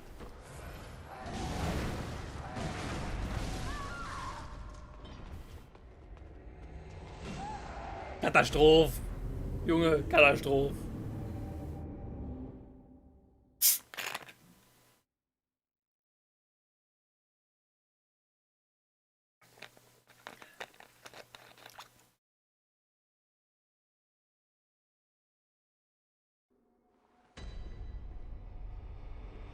Hashmalim, we shall see. We shall see. Did you, by the way, did you see the overly attached girlfriend meme that Illidan posted? God damn, man, that was good. Illidan, you're not a loudmouth, but you're a fucking savage, man. I love you. That's so awesome.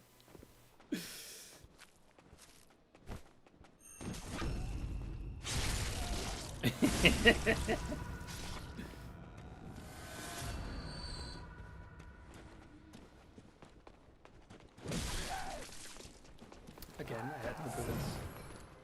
Andy, what the fuck are you doing?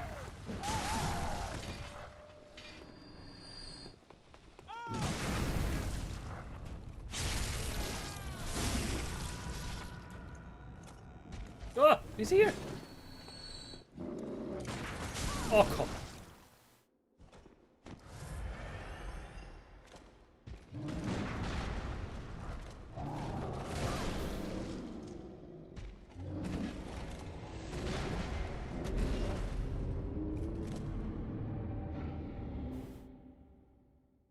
Overly attached girlfriend was indeed a god tier meme. Yeah, like all these back in the elden days, when memes were just basically just a random photograph that no one knew where it came from, like Scumbag Steve or Bad Luck Brian, overly attached girlfriend.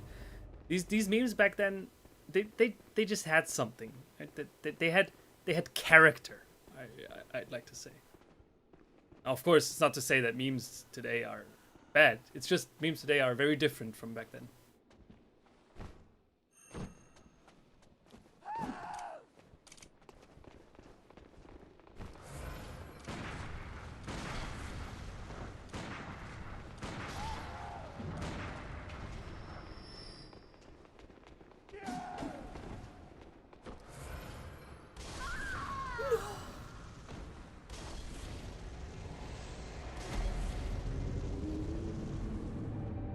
Oh, 7,000 down the drain. Oh no. Oh no. No, no, no, no. No, no, no.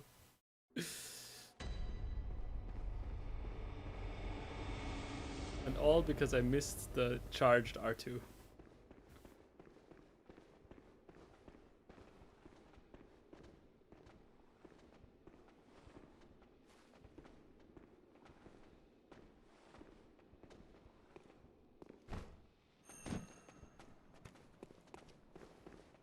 I don't like where this is going.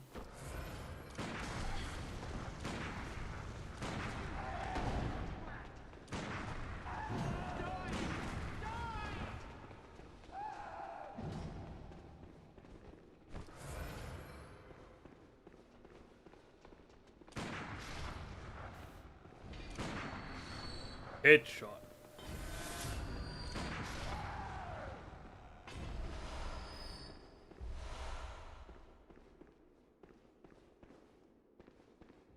Always has been. Yeah, man.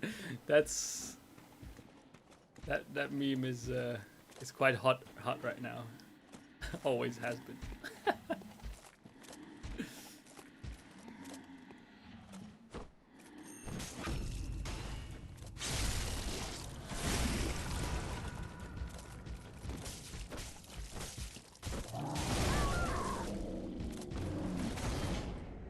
Andy, stop. This is not worth it. Use a bullet.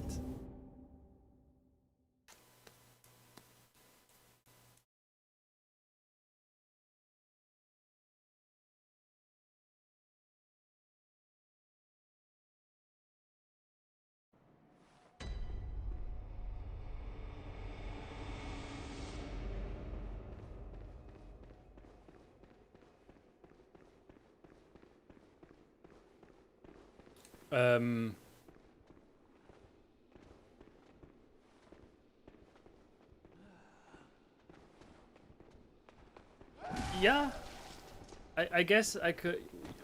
You could I could forgive you for panicking a little. Oops.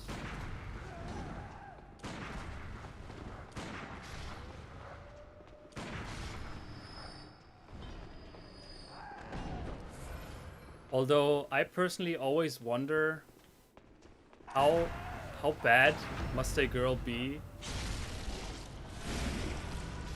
Like everyone wants to be in a relationship, right? So how bad can she be? That's what I'm wondering.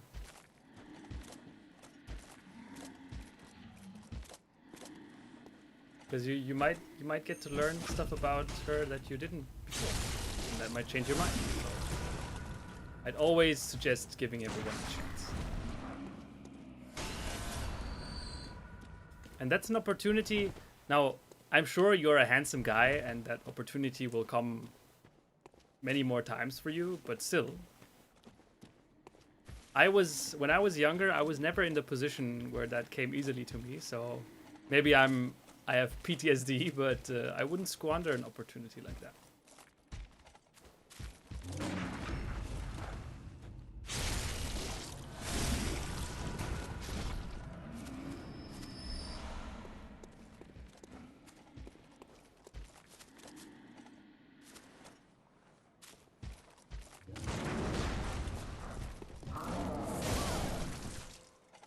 Unfortunate. Quite unfortunate.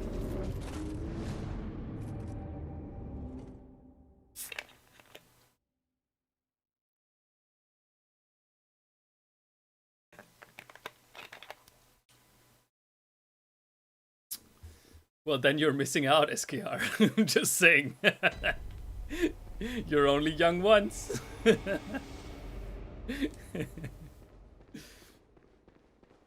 Believe me, somehow you might be under the impression that it comes across as very mature by saying, "Oh no, I'm not instinct driven or whatever." But I gotta be honest with you. I think that's yeah, you're missing out.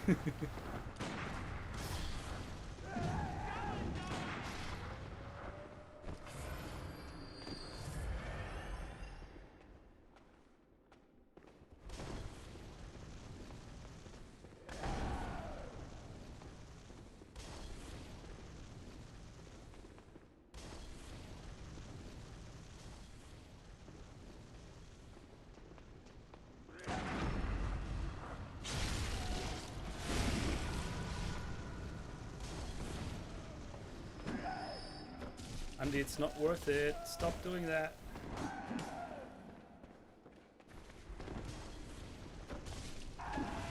Stop, Andy. Don't. Just shoot her. God, why am I not listening to me?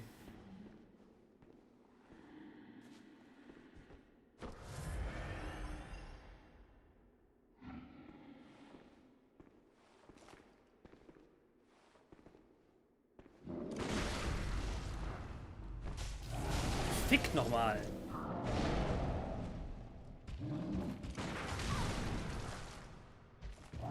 Oh, fick dich! Ich hasse es! Ah! Oh no, this is not a good position.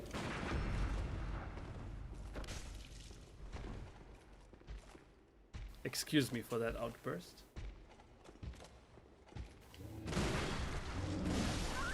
And there go the blood echoes again. Okay, this is not a good position to farm. Like the triple threat of these three women there, they are kind of inefficient.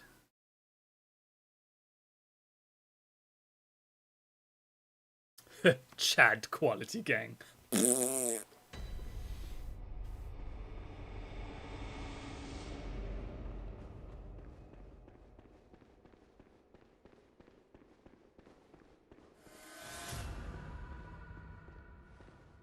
Go bottom to top. Yeah. I was like, the reason I teleported here is that I thought, you know, the three axe wielding guys are pretty close. But actually the three witches they're just they make that entire run really inefficient.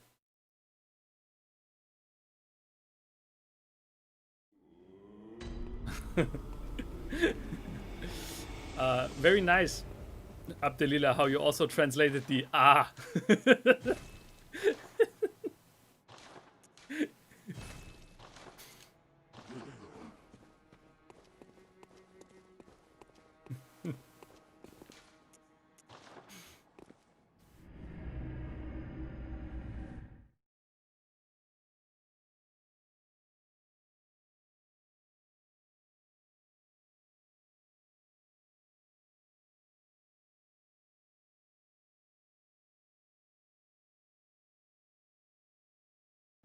Oh.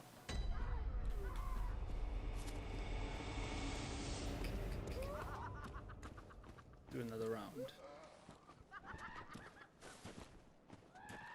Come here. Oh.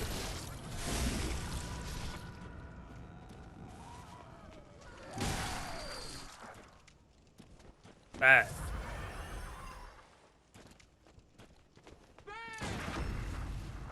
Oh.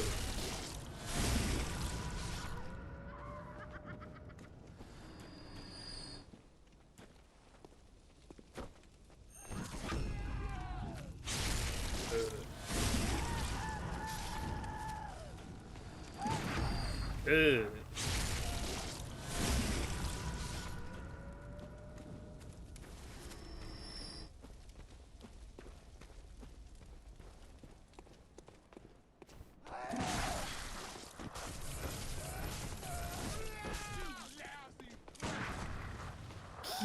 Oh. Is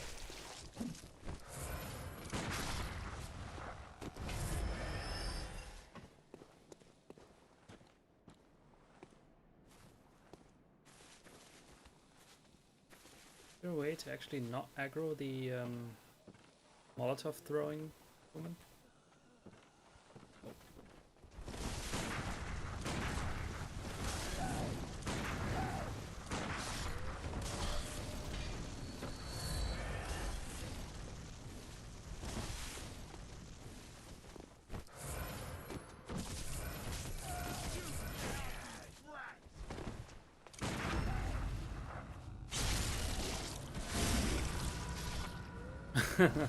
Oh, that's very nice of you, Wanker Chief, that you give me that.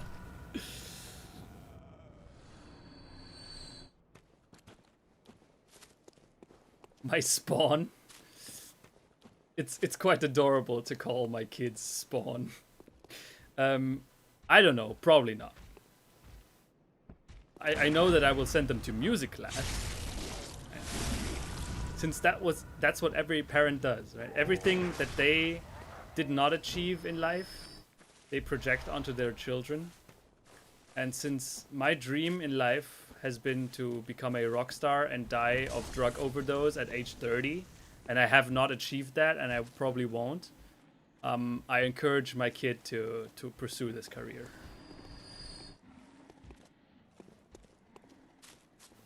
And that starts with early music, you know, um, education.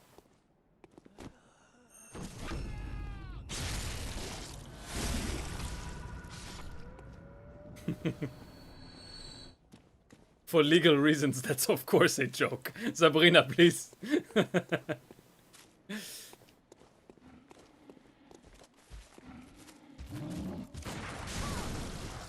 The timing on that charge? Quite weird. Because like he has the axe up, and then at the last moment he switches to a sideways swipe. It's quite strange.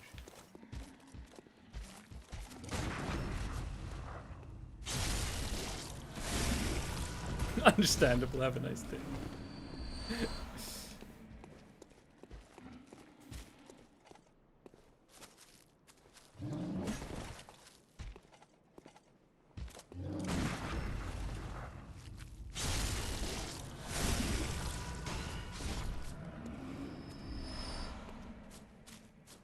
Do that one guy up there, and then I think that's about one round. So it's about 10k souls.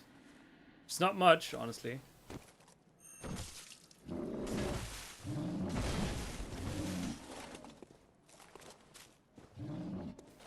think it's one level, but still.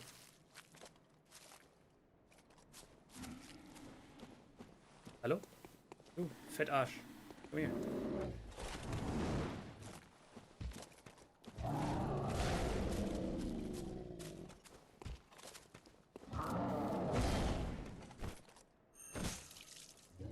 Perfect.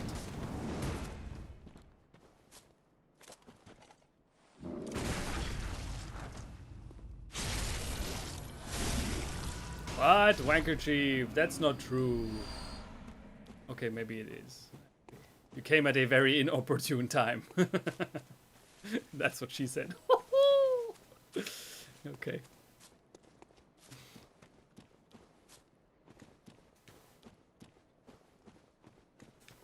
Dude, can you actually like it? I think they're in the like when you're growing up in your life, it's very rare for anyone to reach a point in your life where you actually think that what your parents do is cool. You might respect your parents, but you never think what they're doing is cool.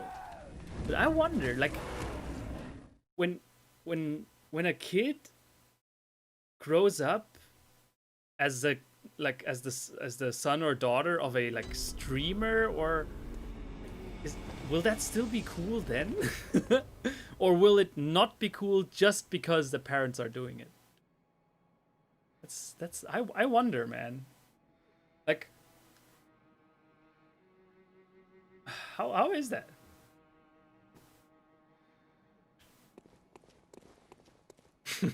Thanks, Nutums. Yeah. I almost never died. Especially like last stream. Welcome. That was a cakewalk. Very well. Oh boy.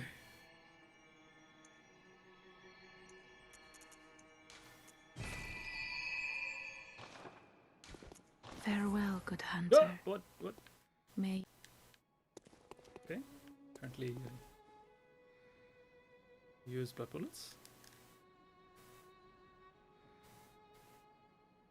Yeah, the son of John Lennon. Yeah. Or will he think like, ugh, like in high school, he's like, no, my father makes music. I don't like that. That's so uncool. Probably not, right? Your kid will be a TikTok addicted and will think streaming is cringe. Is that a common combo?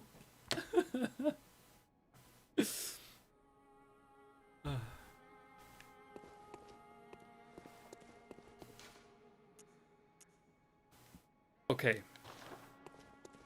Are we ready?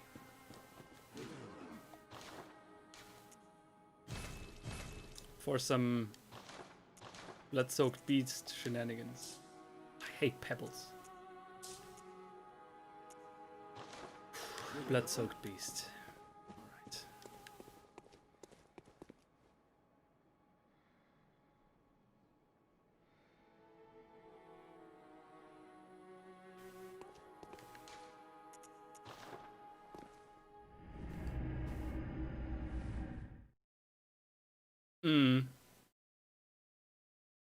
Hit or miss. Guess they never miss. Oh god. But no, when my kid will be at an age where they actually can like participate in the whole social media thing, TikTok will have been banned in every country.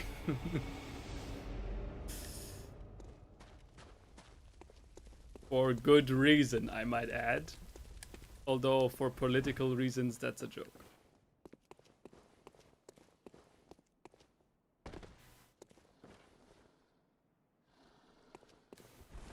Well, Wanker Chief, be glad that you weren't there on the last stream, because Bloodstarved Beast can indeed be parry spammed, but not to his death, but to my death. Frequent. Like we are quite a few attempts in.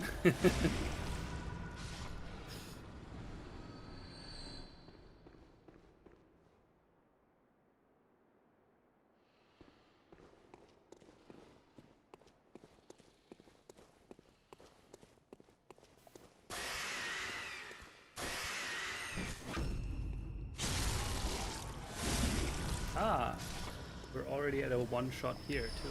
Very good. Very good.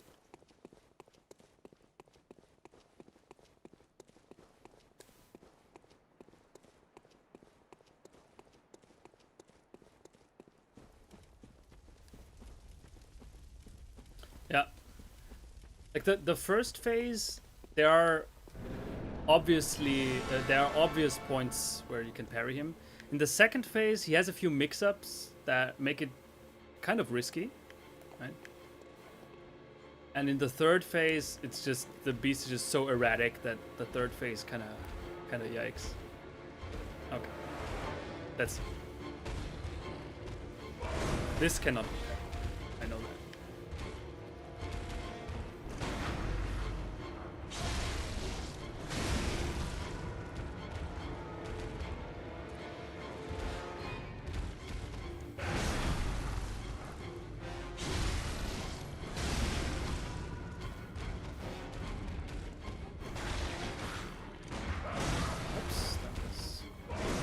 Unnecessary.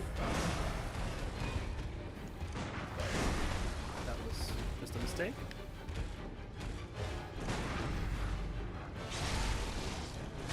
Man, and compared to how much damage my visceral attacks did yesterday, this is like, it just doesn't compare, man.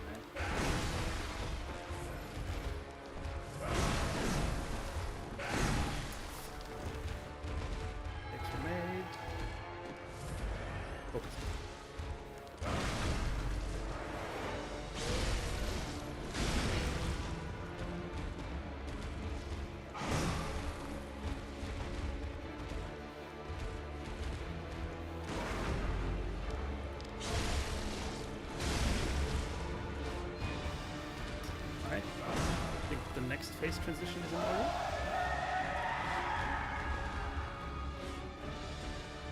It's gonna explode.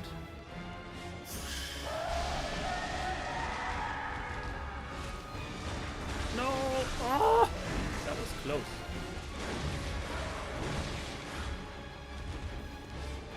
Oh!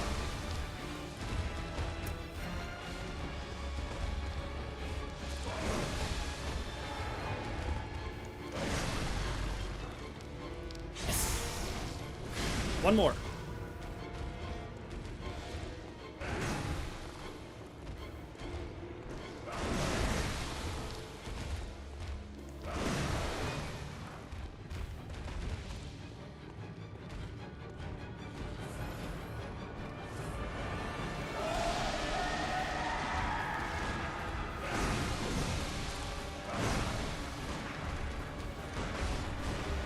Or I just shoot it.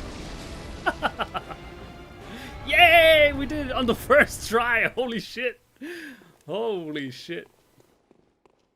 Nice, nice. I didn't have any more Molotovs, so that strategy was kind of out of the question. And I really, really hate the pungent blood cocktails. I think they're so finicky and awkward to use. Sure about going in with 0 bullets?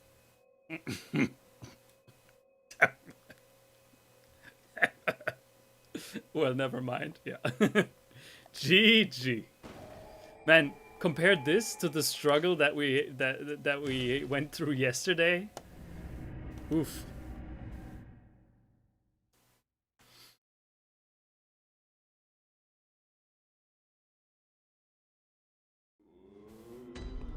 All right. So we'll use a few souls here. And add one more level.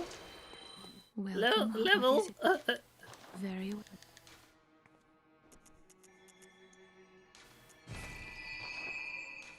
Farewell. Now, Gurman says something about using the chalice. Oh, ascend to Odin Chapel.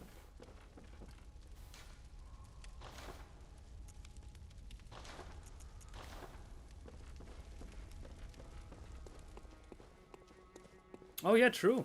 Spoody, you're right. It's time for the doll clothes. Should I though? They offer like 0 defense. Although it would fit the theme with the Dark Souls one, right? We also wore a armor set that literally had like no benefit except for cosmetics.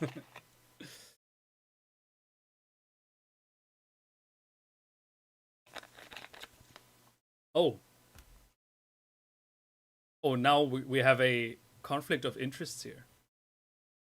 Natams suggests to just sell the doll set.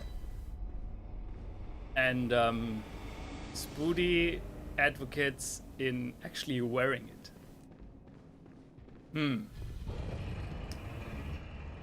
What do we do now?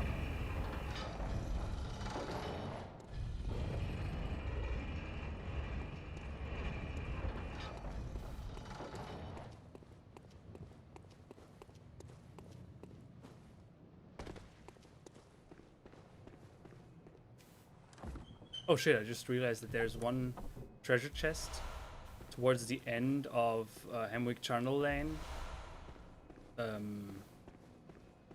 I just forgot. Oops. I think I'm gonna just quickly get it. Watch me waste half an hour because I keep dying on it.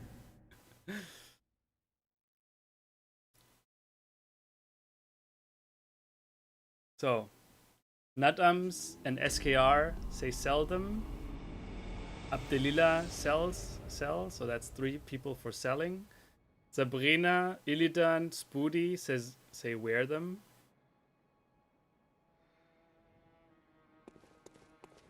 Not as easy as it seems. I'm also like 35,000 souls. That's quite a bit. Oh god damn it! 35,000 blood echoes is quite a bit. So, but then again, it's quite a bit now. Right? Later in the game, actually, it doesn't matter that much. And add to that the armors in this game really don't matter, right?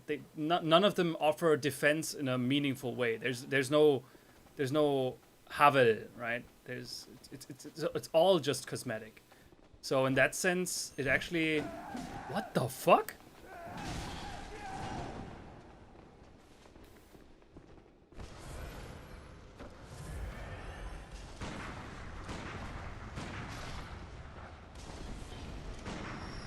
Did you guys see that? How my attack just went like through? The actual fuck.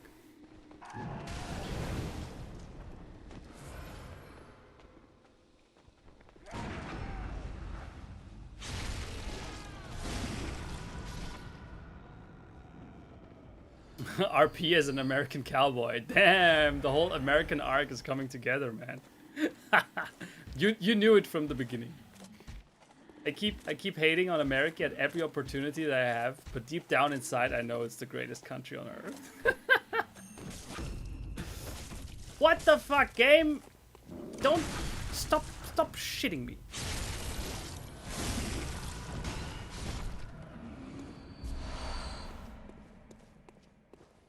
Here.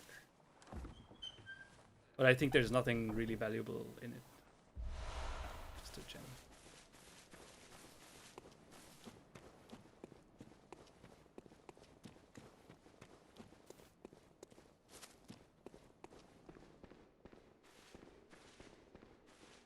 Yeah, exactly, right? Only the defenses...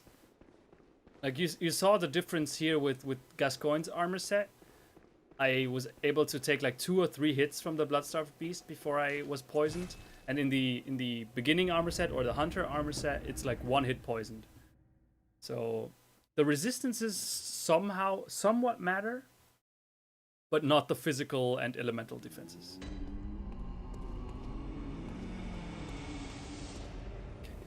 That. Now we go to complete reward.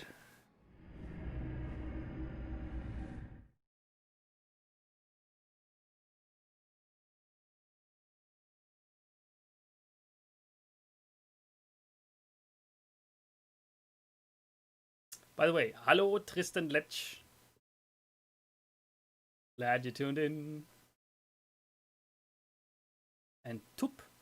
That's an adorable name, by the way. Tup. Something you would call your pet. Like, Tup Tup. If that offended you, I am very sorry. You are a badass.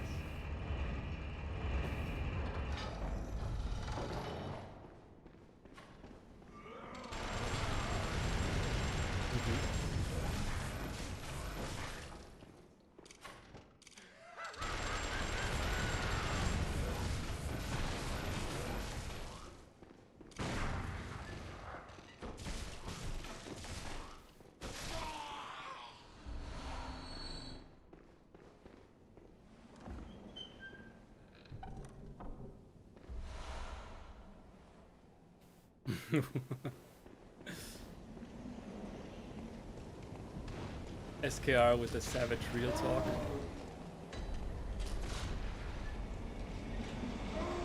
Bye, have a great time.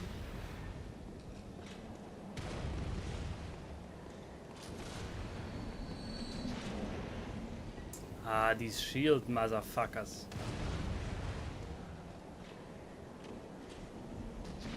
Ah, ouch! Ey, das war ja gemein.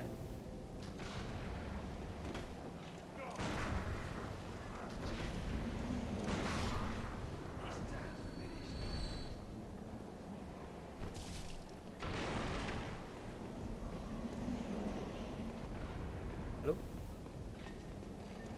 Kommst du bitte raus?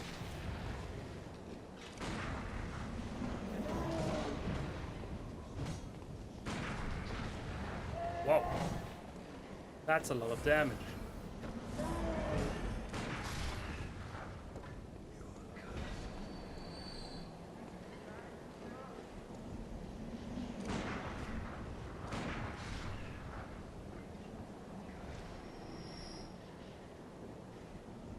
They're like standing there. Dude, did you see what happened to that guy?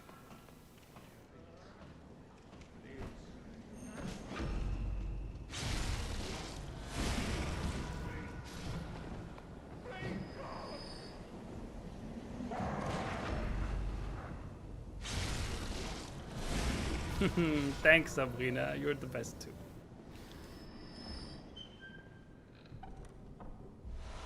Oh, blood tinged gemstone. Nicey, nicey.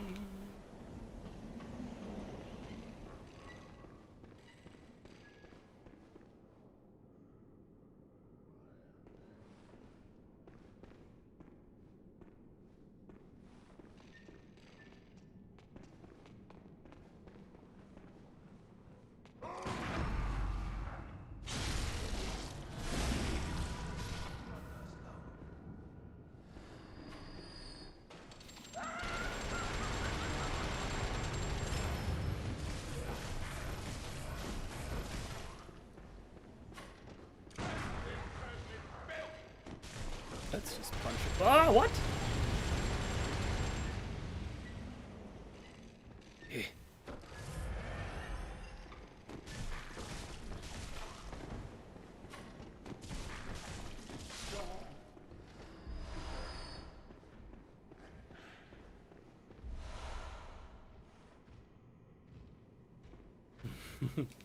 Yeah.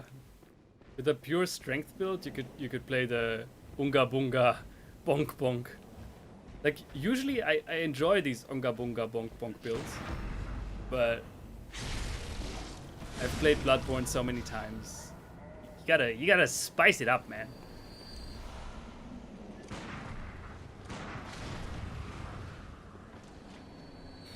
This guy's gun, I don't know what kind of gun he has, but it will literally one-shot you.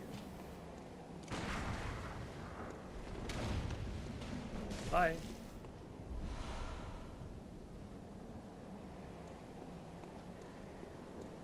I don't think there's a way for you to get the gun that this guy's using, but that rifle there is so fucking out of this world.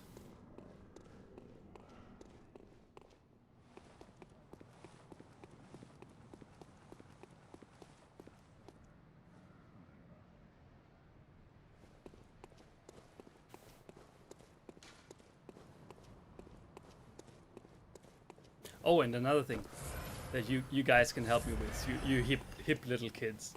What's the SMH thing? What's the meaning behind it? I've seen it used so many times, and I've never gotten around to actually check the Urban Dictionary for what it actually means. In what situations do you use it? And what does it stand for? Flamethrower.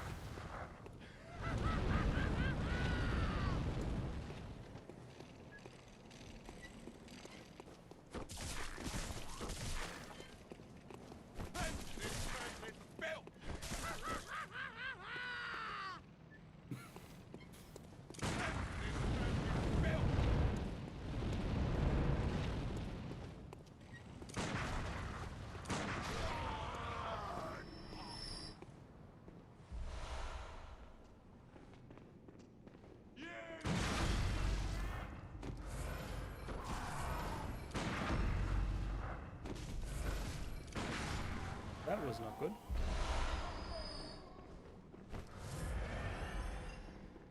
It stands for disappointment. Oh, hello, Tom. That's a nice way to enter the scene, right? Hello, I'm tired and hungry.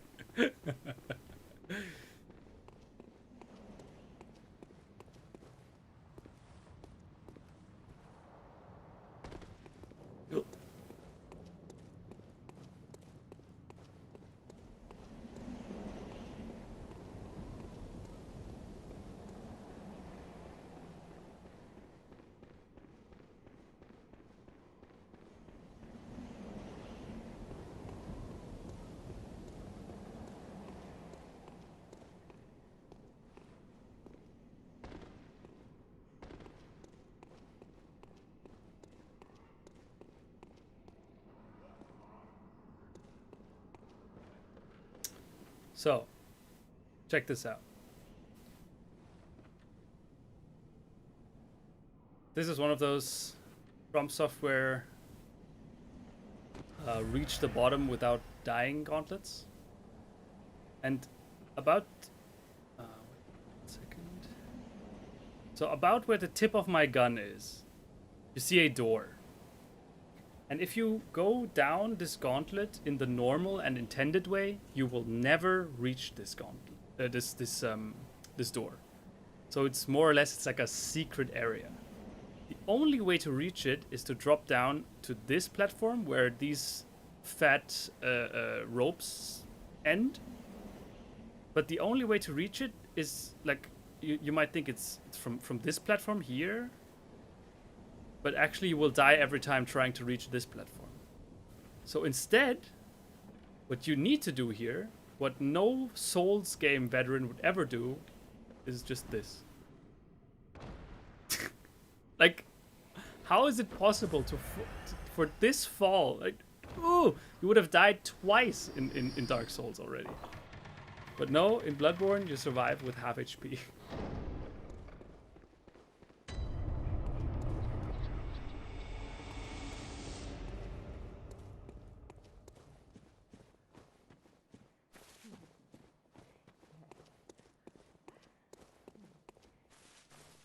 By the way, if you think you recognize this place, you are right. This is the real world equivalent to the Hunter's Dream. And here we go. Oh, beautiful. What's that? What's that clipping through? Oh, it's her arm. Okay. Ah, isn't she a fair maiden?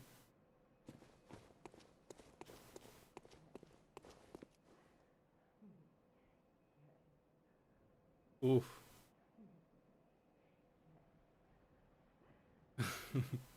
Tom has chosen life's hard mode. Now here we get the first umbilical cord. Only 2 more to go.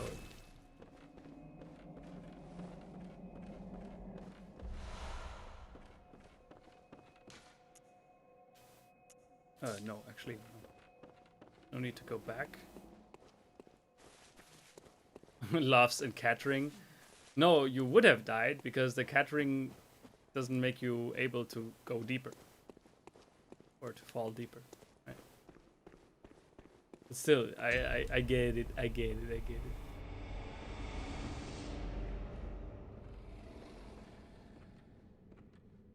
Now down there, that's actually quite interesting. Down there, the enemy that's kneeling in front of the door, it's not a boss. It's just a normal enemy that you can just visceral attack, and you will never notice that it's actually the only instance in the game where this enemy appears. It's quite weird, and I don't know if there's like a lore reason for it, but it's just this enemy never appears anywhere else in the game. Oh, this has woken it up.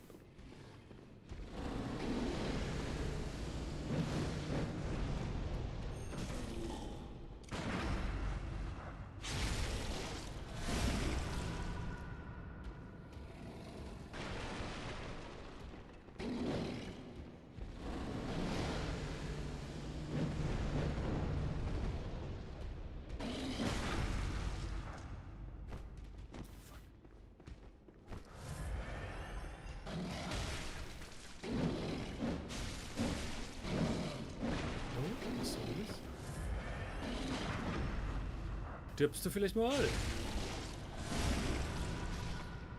Like, this enemy is pretty cool. Like, it's a beast that can throw fireballs and has interesting attack patterns, but it's the only instance in the game where this enemy comes up. It's like, why?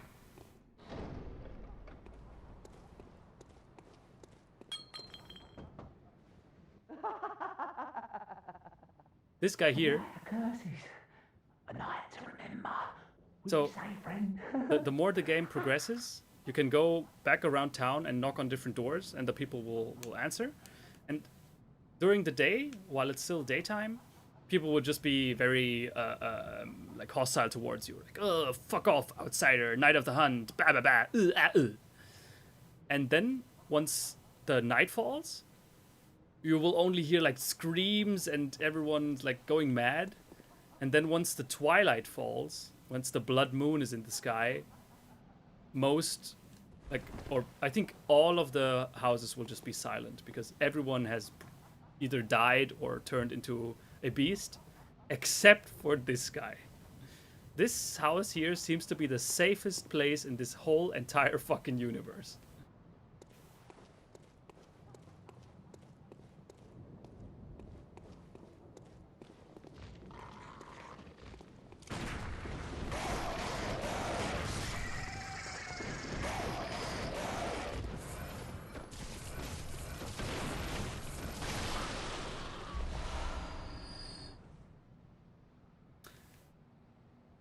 No, I did get the Radiant Sword Hunter badge. show you. Actually, this. No, here. I did get it. So I could buy Ludwig's like long barrel gun.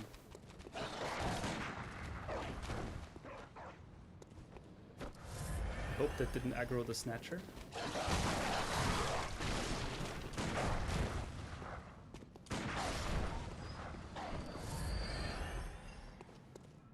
Because right there, there's a snatcher. And at some point I need one of these enemies to kill me because they drop when they kill you, they bring you to a very special area in the game.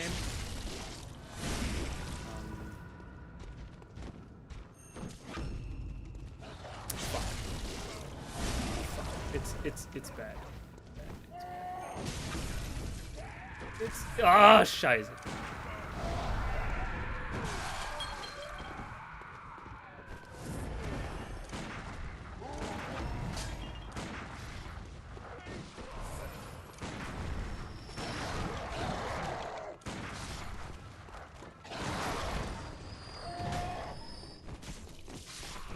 Whew, okay.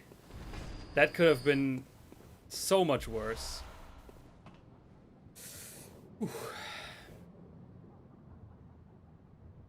They're living underground so the 5G won't get them. Actually, the moon in this game is just a huge 5G tower. Yeah, now we solved it, man. Fucking solved it.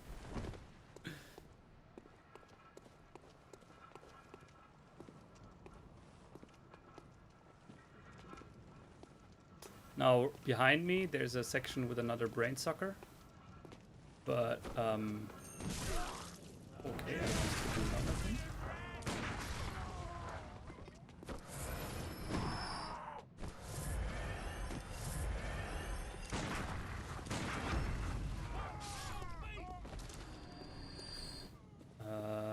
There's another brain sucker that also protects a pretty valuable blood gem for this point in the game.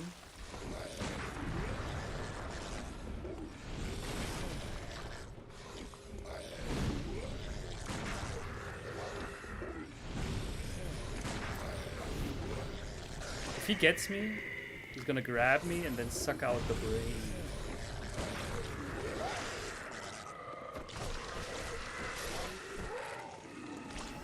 This Fireblood gemstone is pretty valuable for this point in the game, but since I'm doing a gun only run, it doesn't matter.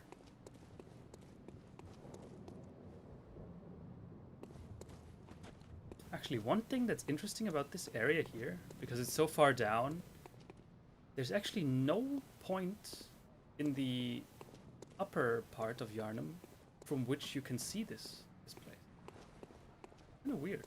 Usually the game is quite meticulous, but this little alleyway network down here, there's no way from which you can see it. Even though I think you should be able to. Whatever.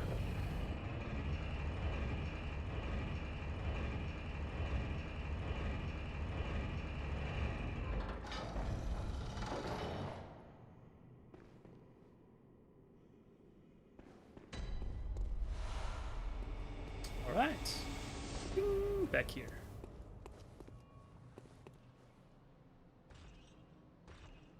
I guess the next course of action is now like Amelia, no? I think that will be it. There's no other content to do before that. I think.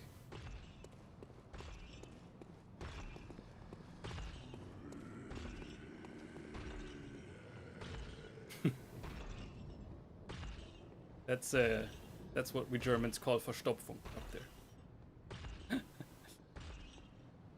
Sack bro first? Okay, yeah, then let's first get killed by a snatcher and get to hypogean gaol. That's what this area where the snatchers bring you to, that's what it's called. Hypogean gaol.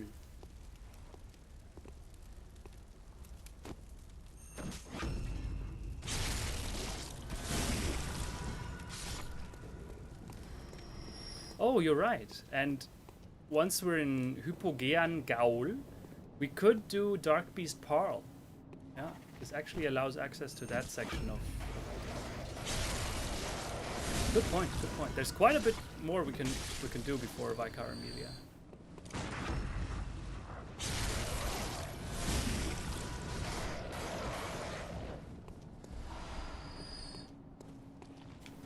So let me first spend the souls and then get hit by the snatchy.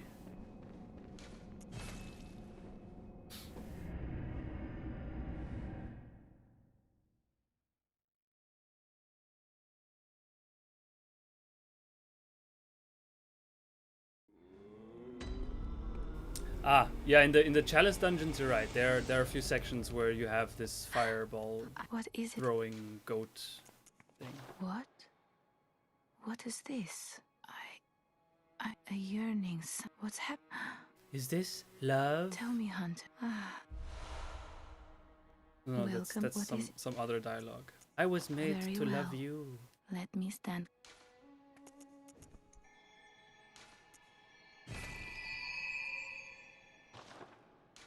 Farewell. That's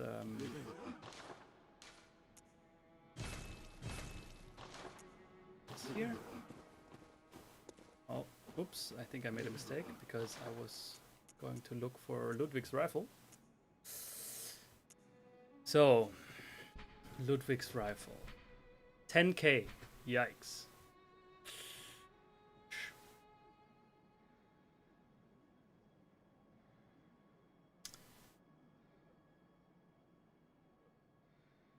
What? Gaol is pronounced jail? And it's an actual what? It's actually the old spelling for what? Okay, wow. That is that's actually quite the interesting morsel of information there. So it's not hypogean gaol, it's hypogean or hypogean jail? It's oldie English.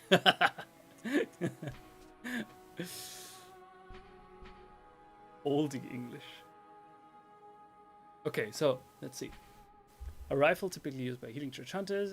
It is said that this rifle was employed by Ludwig. Long, heavy barrel makes up for in range what it lacks in reload speed. Okay. Now, reload speed is really not a stat that matters much. But it says nothing about the damage.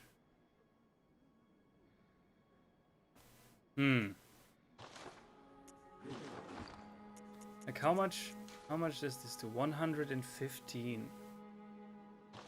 Wait, 115 and this thing only does 20?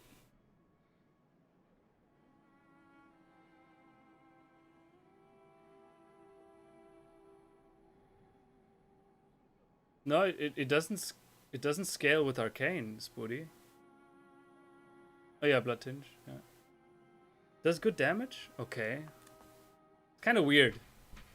I'm gonna maybe get it later.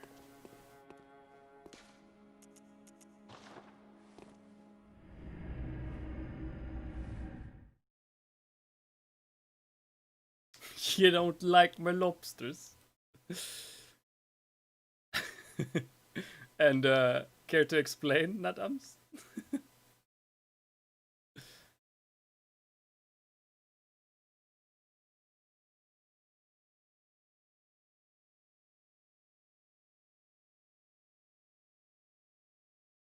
Well, SKR, the thing with gun ammo is it's really not efficient to buy it because every blood vial that I buy is like 5 bullets.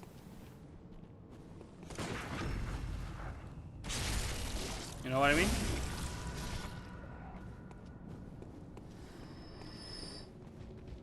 Oh, Hit me, daddy. Oh yeah, punch me again. Ugh.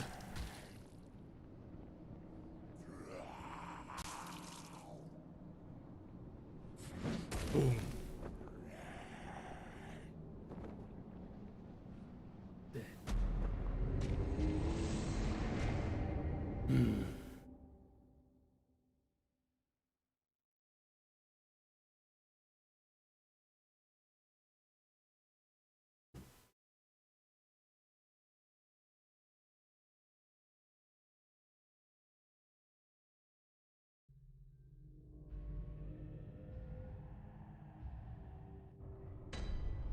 So up.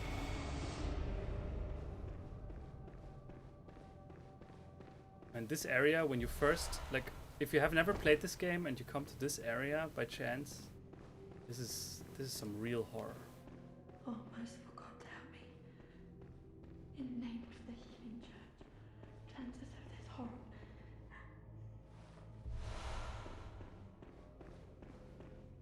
Now if I talk to her, she will be so startled. Oh! Oh! Please leave me be. Oh! Again. Oh! Oh! That's voice acting at its peak. Oh! I only need this here. Oh! By your garb, the healing church, you've come to save me. Oh! Thank you, dear saint. I have no words to express my relief. Thank I them. So then this Bataillon? Oath, I can't. Good. Now what happens if I talk to her again without the healing church now? I'll set out as soon a kind. Okay, jeez.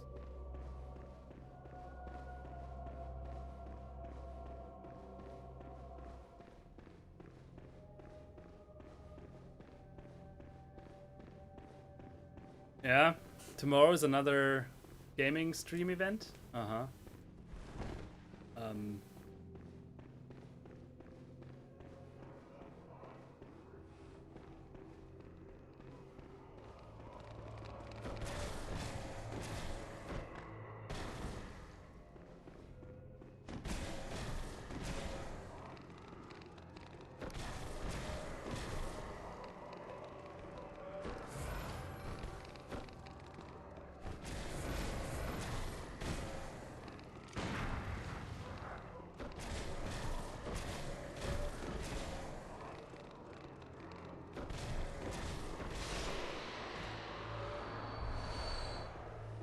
There's like one part in the soundtrack where it goes into like a deep bass, like this.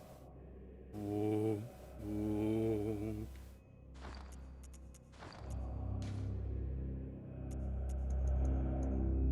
That one.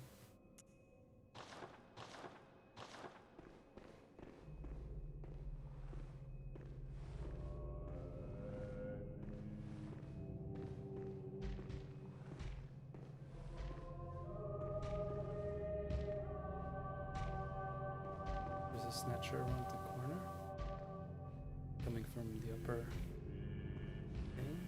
Now I could pull him back here and he wouldn't be able to attack because he's actually too big to walk down these stairs and he will just be stuck here. But I think that's a waste of resources.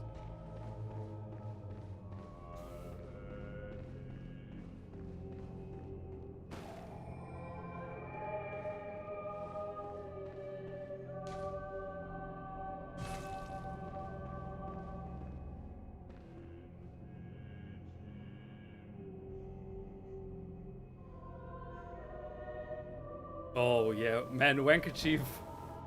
Whenever someone talks about Bloodborne, I just get goosebumps just thinking about it. You're awesome, man.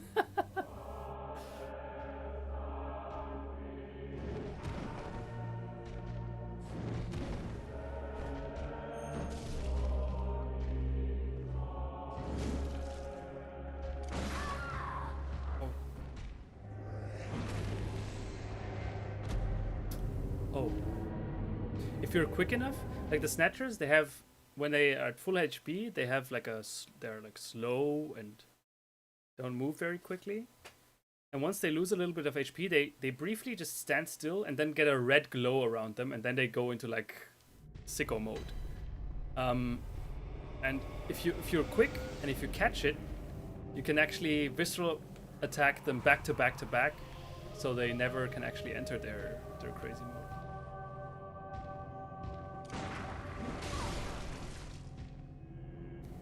That's not how you do it.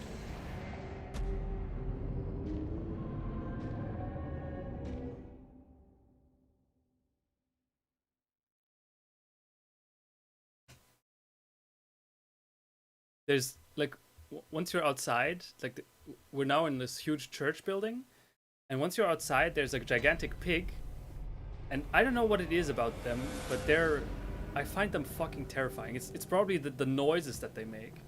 And there was one scene where Sabrina was like, it was late, right? We were in our rooms, and Sabrina was watching me play, and I went outside, and this one pig, just out of fucking nowhere, just charged at me, screaming, and was like, I turned the camera around, and I was like, where am I? And suddenly, there's a screaming pig charging toward you. Like, Sabrina legit screamed. This area is creepy, right? And she's kind of creeped out by it. But then you're outside, and there's like, and suddenly I turn around, and there's a screaming pig coming my way. That was some experience, I tell you.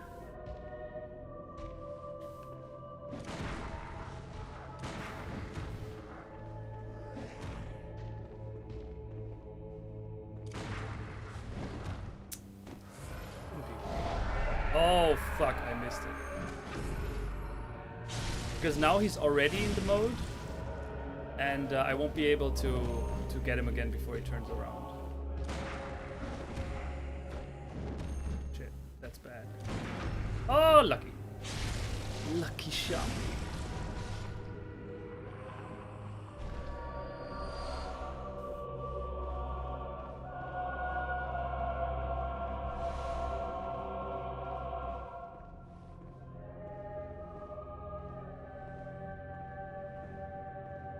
And these enemies, I fucking hate them.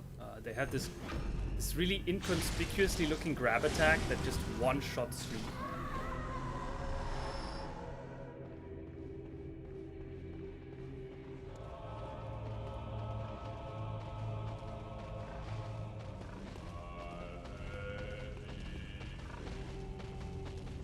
It's just something about them, man. Their bulky size and their disgusting face.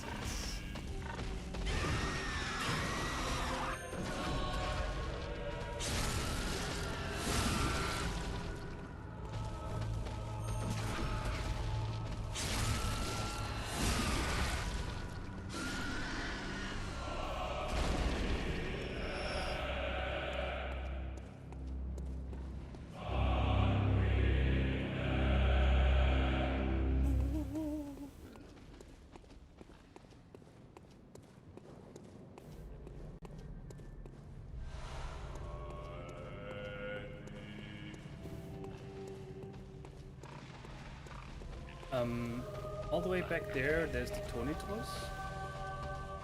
It's one very good weapon if you're like strength arcane or arcane in general. It's a very good weapon to use. Like there's just an elevator shaft, nothing useful there. But I think it's not worth it to go back there for the Tonitos because I'm not going to use it, and all these dogs are really inefficient. Right? The only thing that might be worth it is to get the second pig down. Castrated!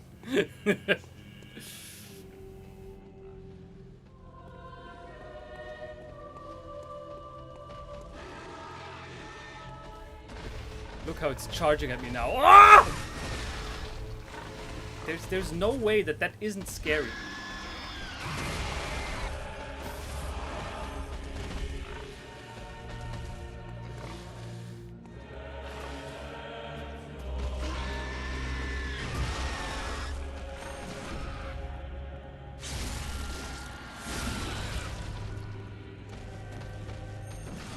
Wait, let me check that again.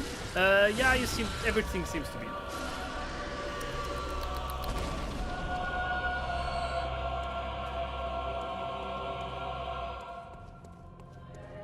Down there, there's I think it's all Madman's inside. That's all these items. And here's the Yahar Ghul armor set on the stagecoach here. The guy has the Yahar Ghul armor set. One of my favorites. I really enjoyed that set. Although it's not very defense-wise, it's very good. But again, defense doesn't matter. Did I actually try to visceral attack a dog? Silly Andy, that doesn't work.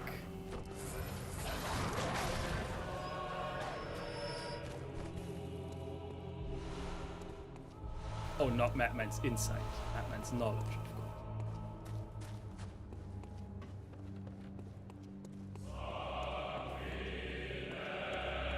Dude, Miyazaki, yeah.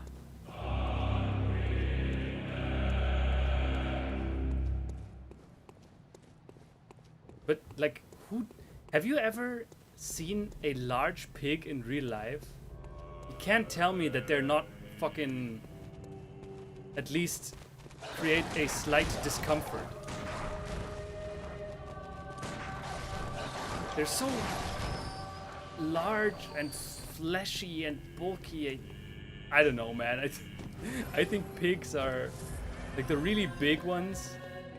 They're quite unsettling.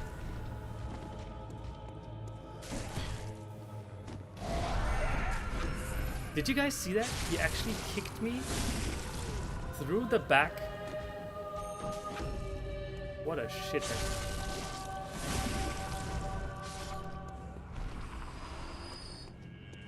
Okay. I think that about concludes this area.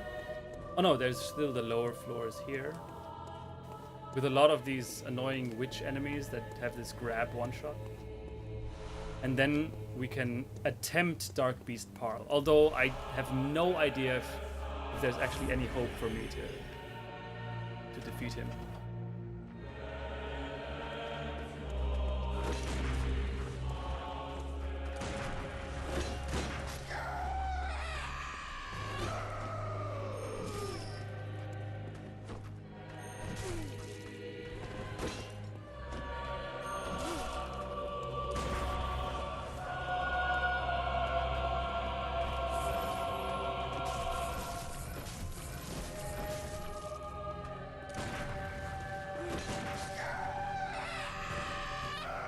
They only drop eyeballs.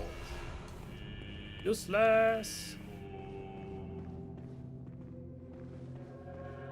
Okay, now these enemies here will all rise once I get closer.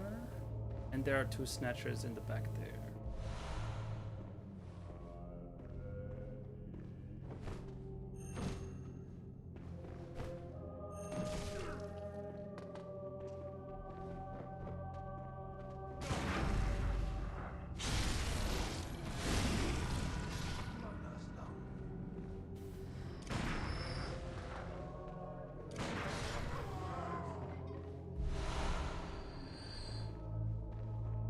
Get up.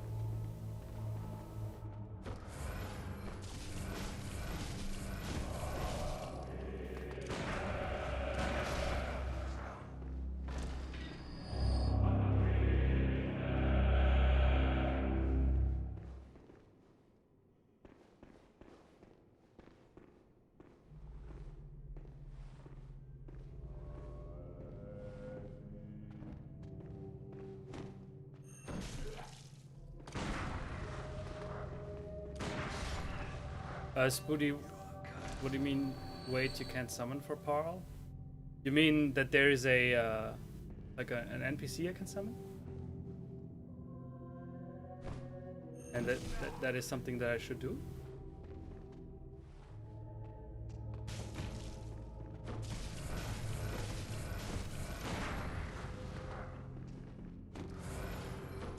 I just realized that these guys, these half-transformed enemies, Like, check out how this one arm is so much longer than the other one. It's so subtle, but so... Like, it incites such a deep sense of wrongness.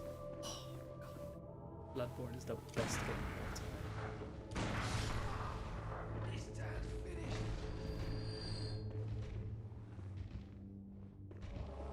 Oh shit, I think I've aggroed the Snatcher.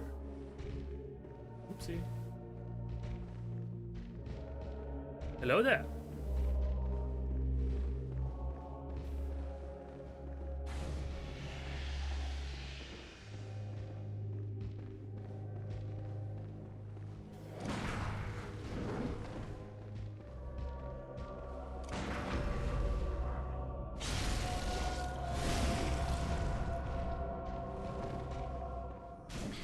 Again, he hit me through his body with the kick.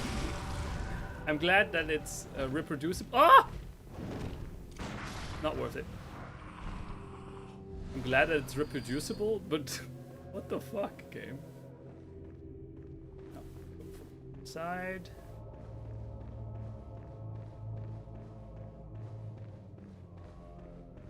You think? So, I'm gonna be honest. Dark Beast Parl is by far the boss that I fought the least in this game. I think I've only beat him like twice or something, because I almost always skip him. Oh shit.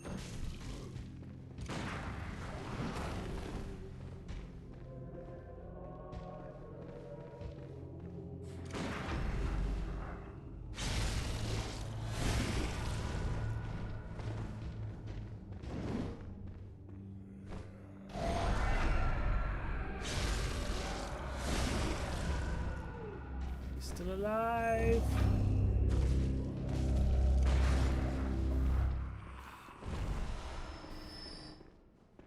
So, I don't know much about Dark Beast Paul, honestly. I know that he isn't like parryable and shit. He's mostly just a very big bullet sponge, right? So what do you say? Should I give it a try?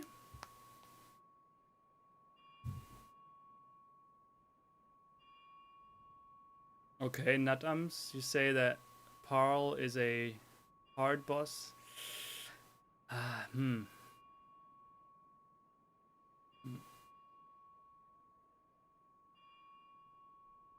Okay.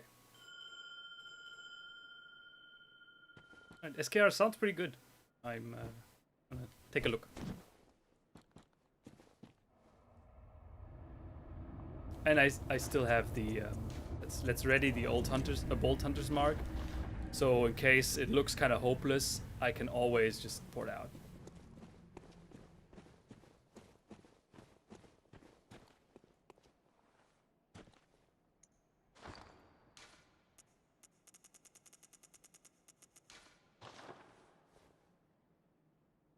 Old Yarnum up there. And back there. No! Wait, how do I... Hello? How do I get out of this mode? I've now wasted so many resources. Oh, Bone Marrow Ash. It's actually just one shot.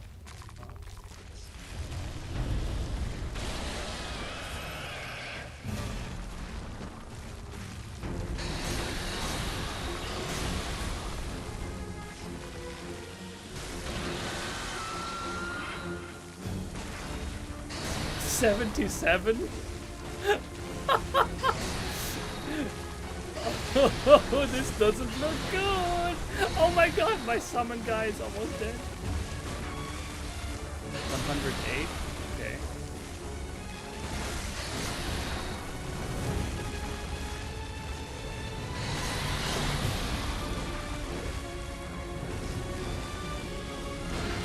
Oh!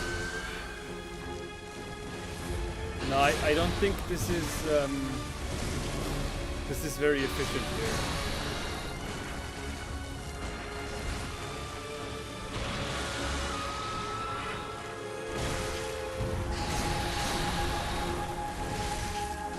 Also, I feel like I'm missing shots.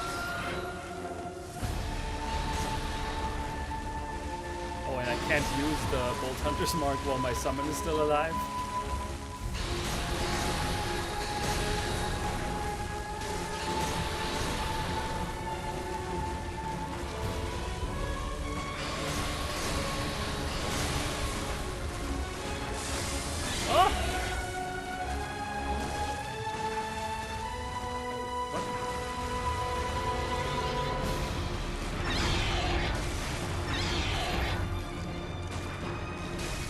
Was that actually an opportunity for a visceral attack?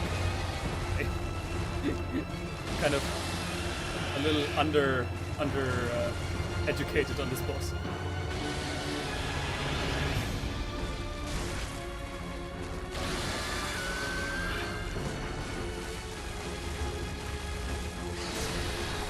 Ooh. Oh! Stop! Ow! Stop!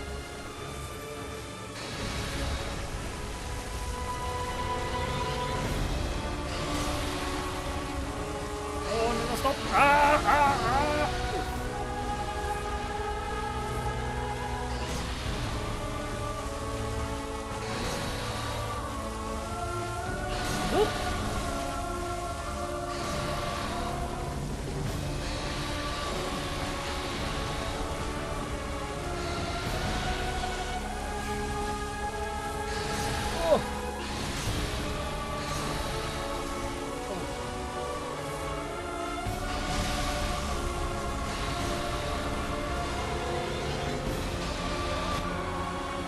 No! My friend!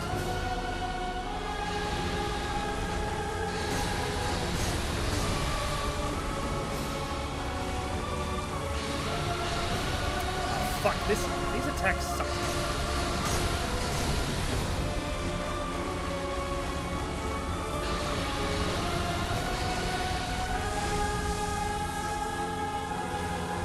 Oh, that was probably a... No?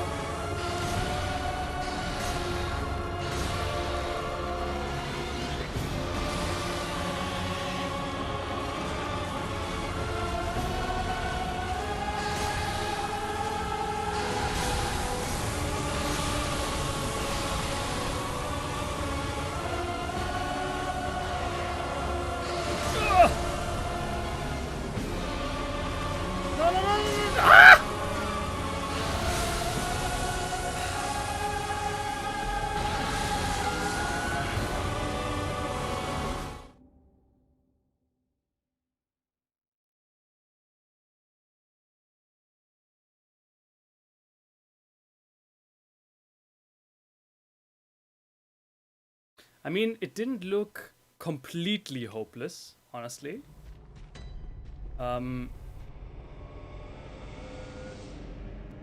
Like, all in all, I'd say maybe with 5 more points in Blood Tinge and 1 more weapon upgrade. Although, it's hard to say. It's hard to say.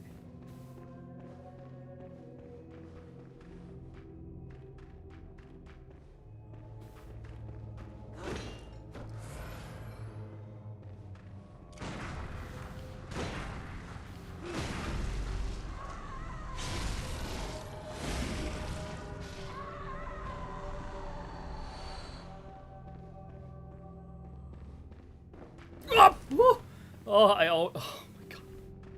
Oh my god. I saw my life flash before my eyes right there.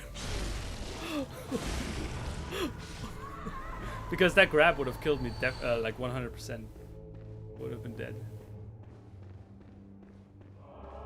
Gonna run past the snatchers, pick up my souls, and then leave. They're not called souls.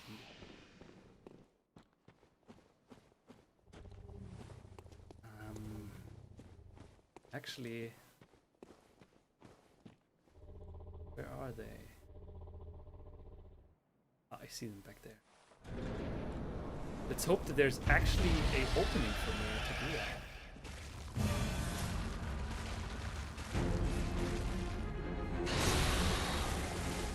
Okay.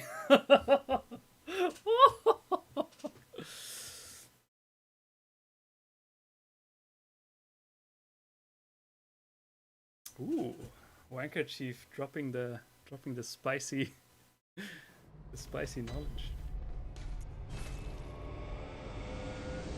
I have enough blood echoes, I think, for 2 levels.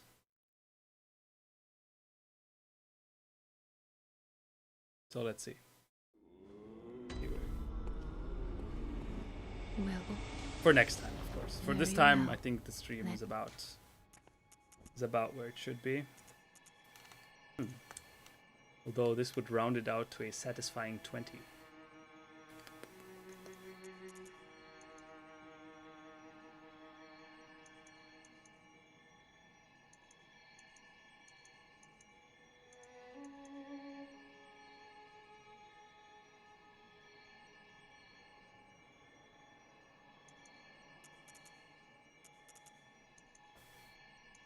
Let's finish the health here.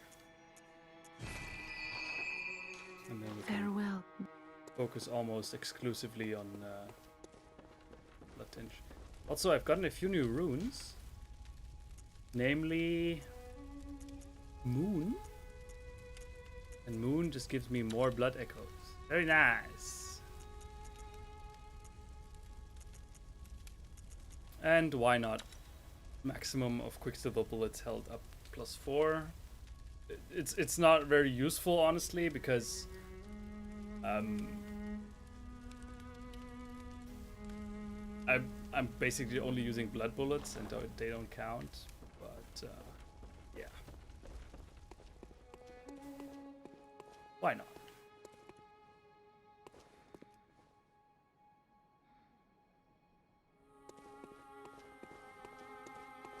Oh, nutums, that's painful, man. It's painful to think about.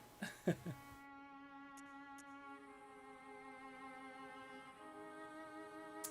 Hunter's Pistol is at +5.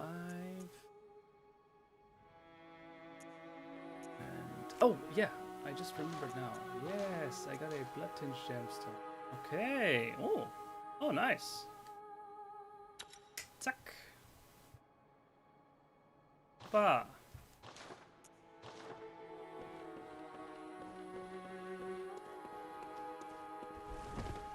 Wanker Chief, I'm so happy to hear this. Like, it's honestly, before the age of the internet and before being like okay, there was an age before Ranton and there was an age after. And before Ranton, like, I never actually got the opportunity to actually speak to another person that is as fascinated with some of the things I am fascinated with. Right? Whenever, like, think about it. In your closer circle of friends, who is as passionate about the thing you're most passionate about as you are? Like, it's quite amazing, and to finally like get to know someone who loves Bloodborne as much as I do, that's makes me really happy.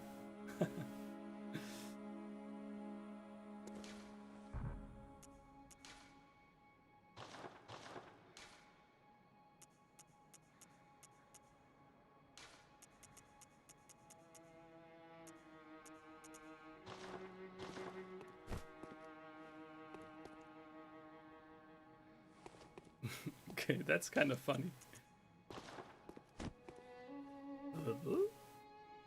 Nonni?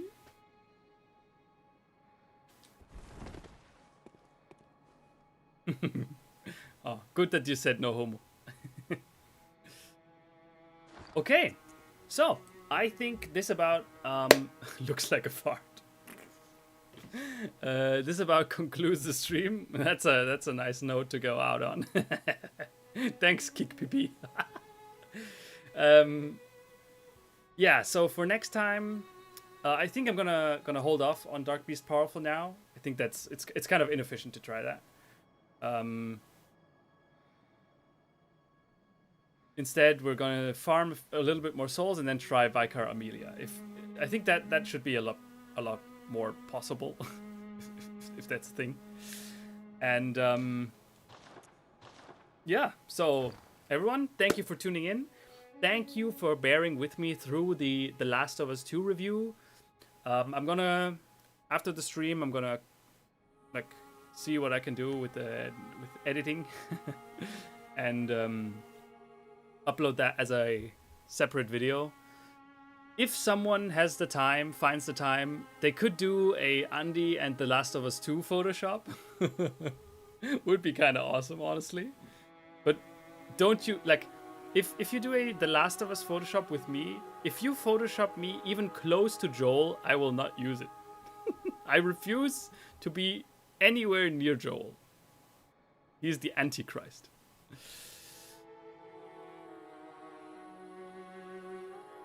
And SKR, what do you mean? I first try beat it, dude. Yeah, so then I will upload the Last of Us 2 review, and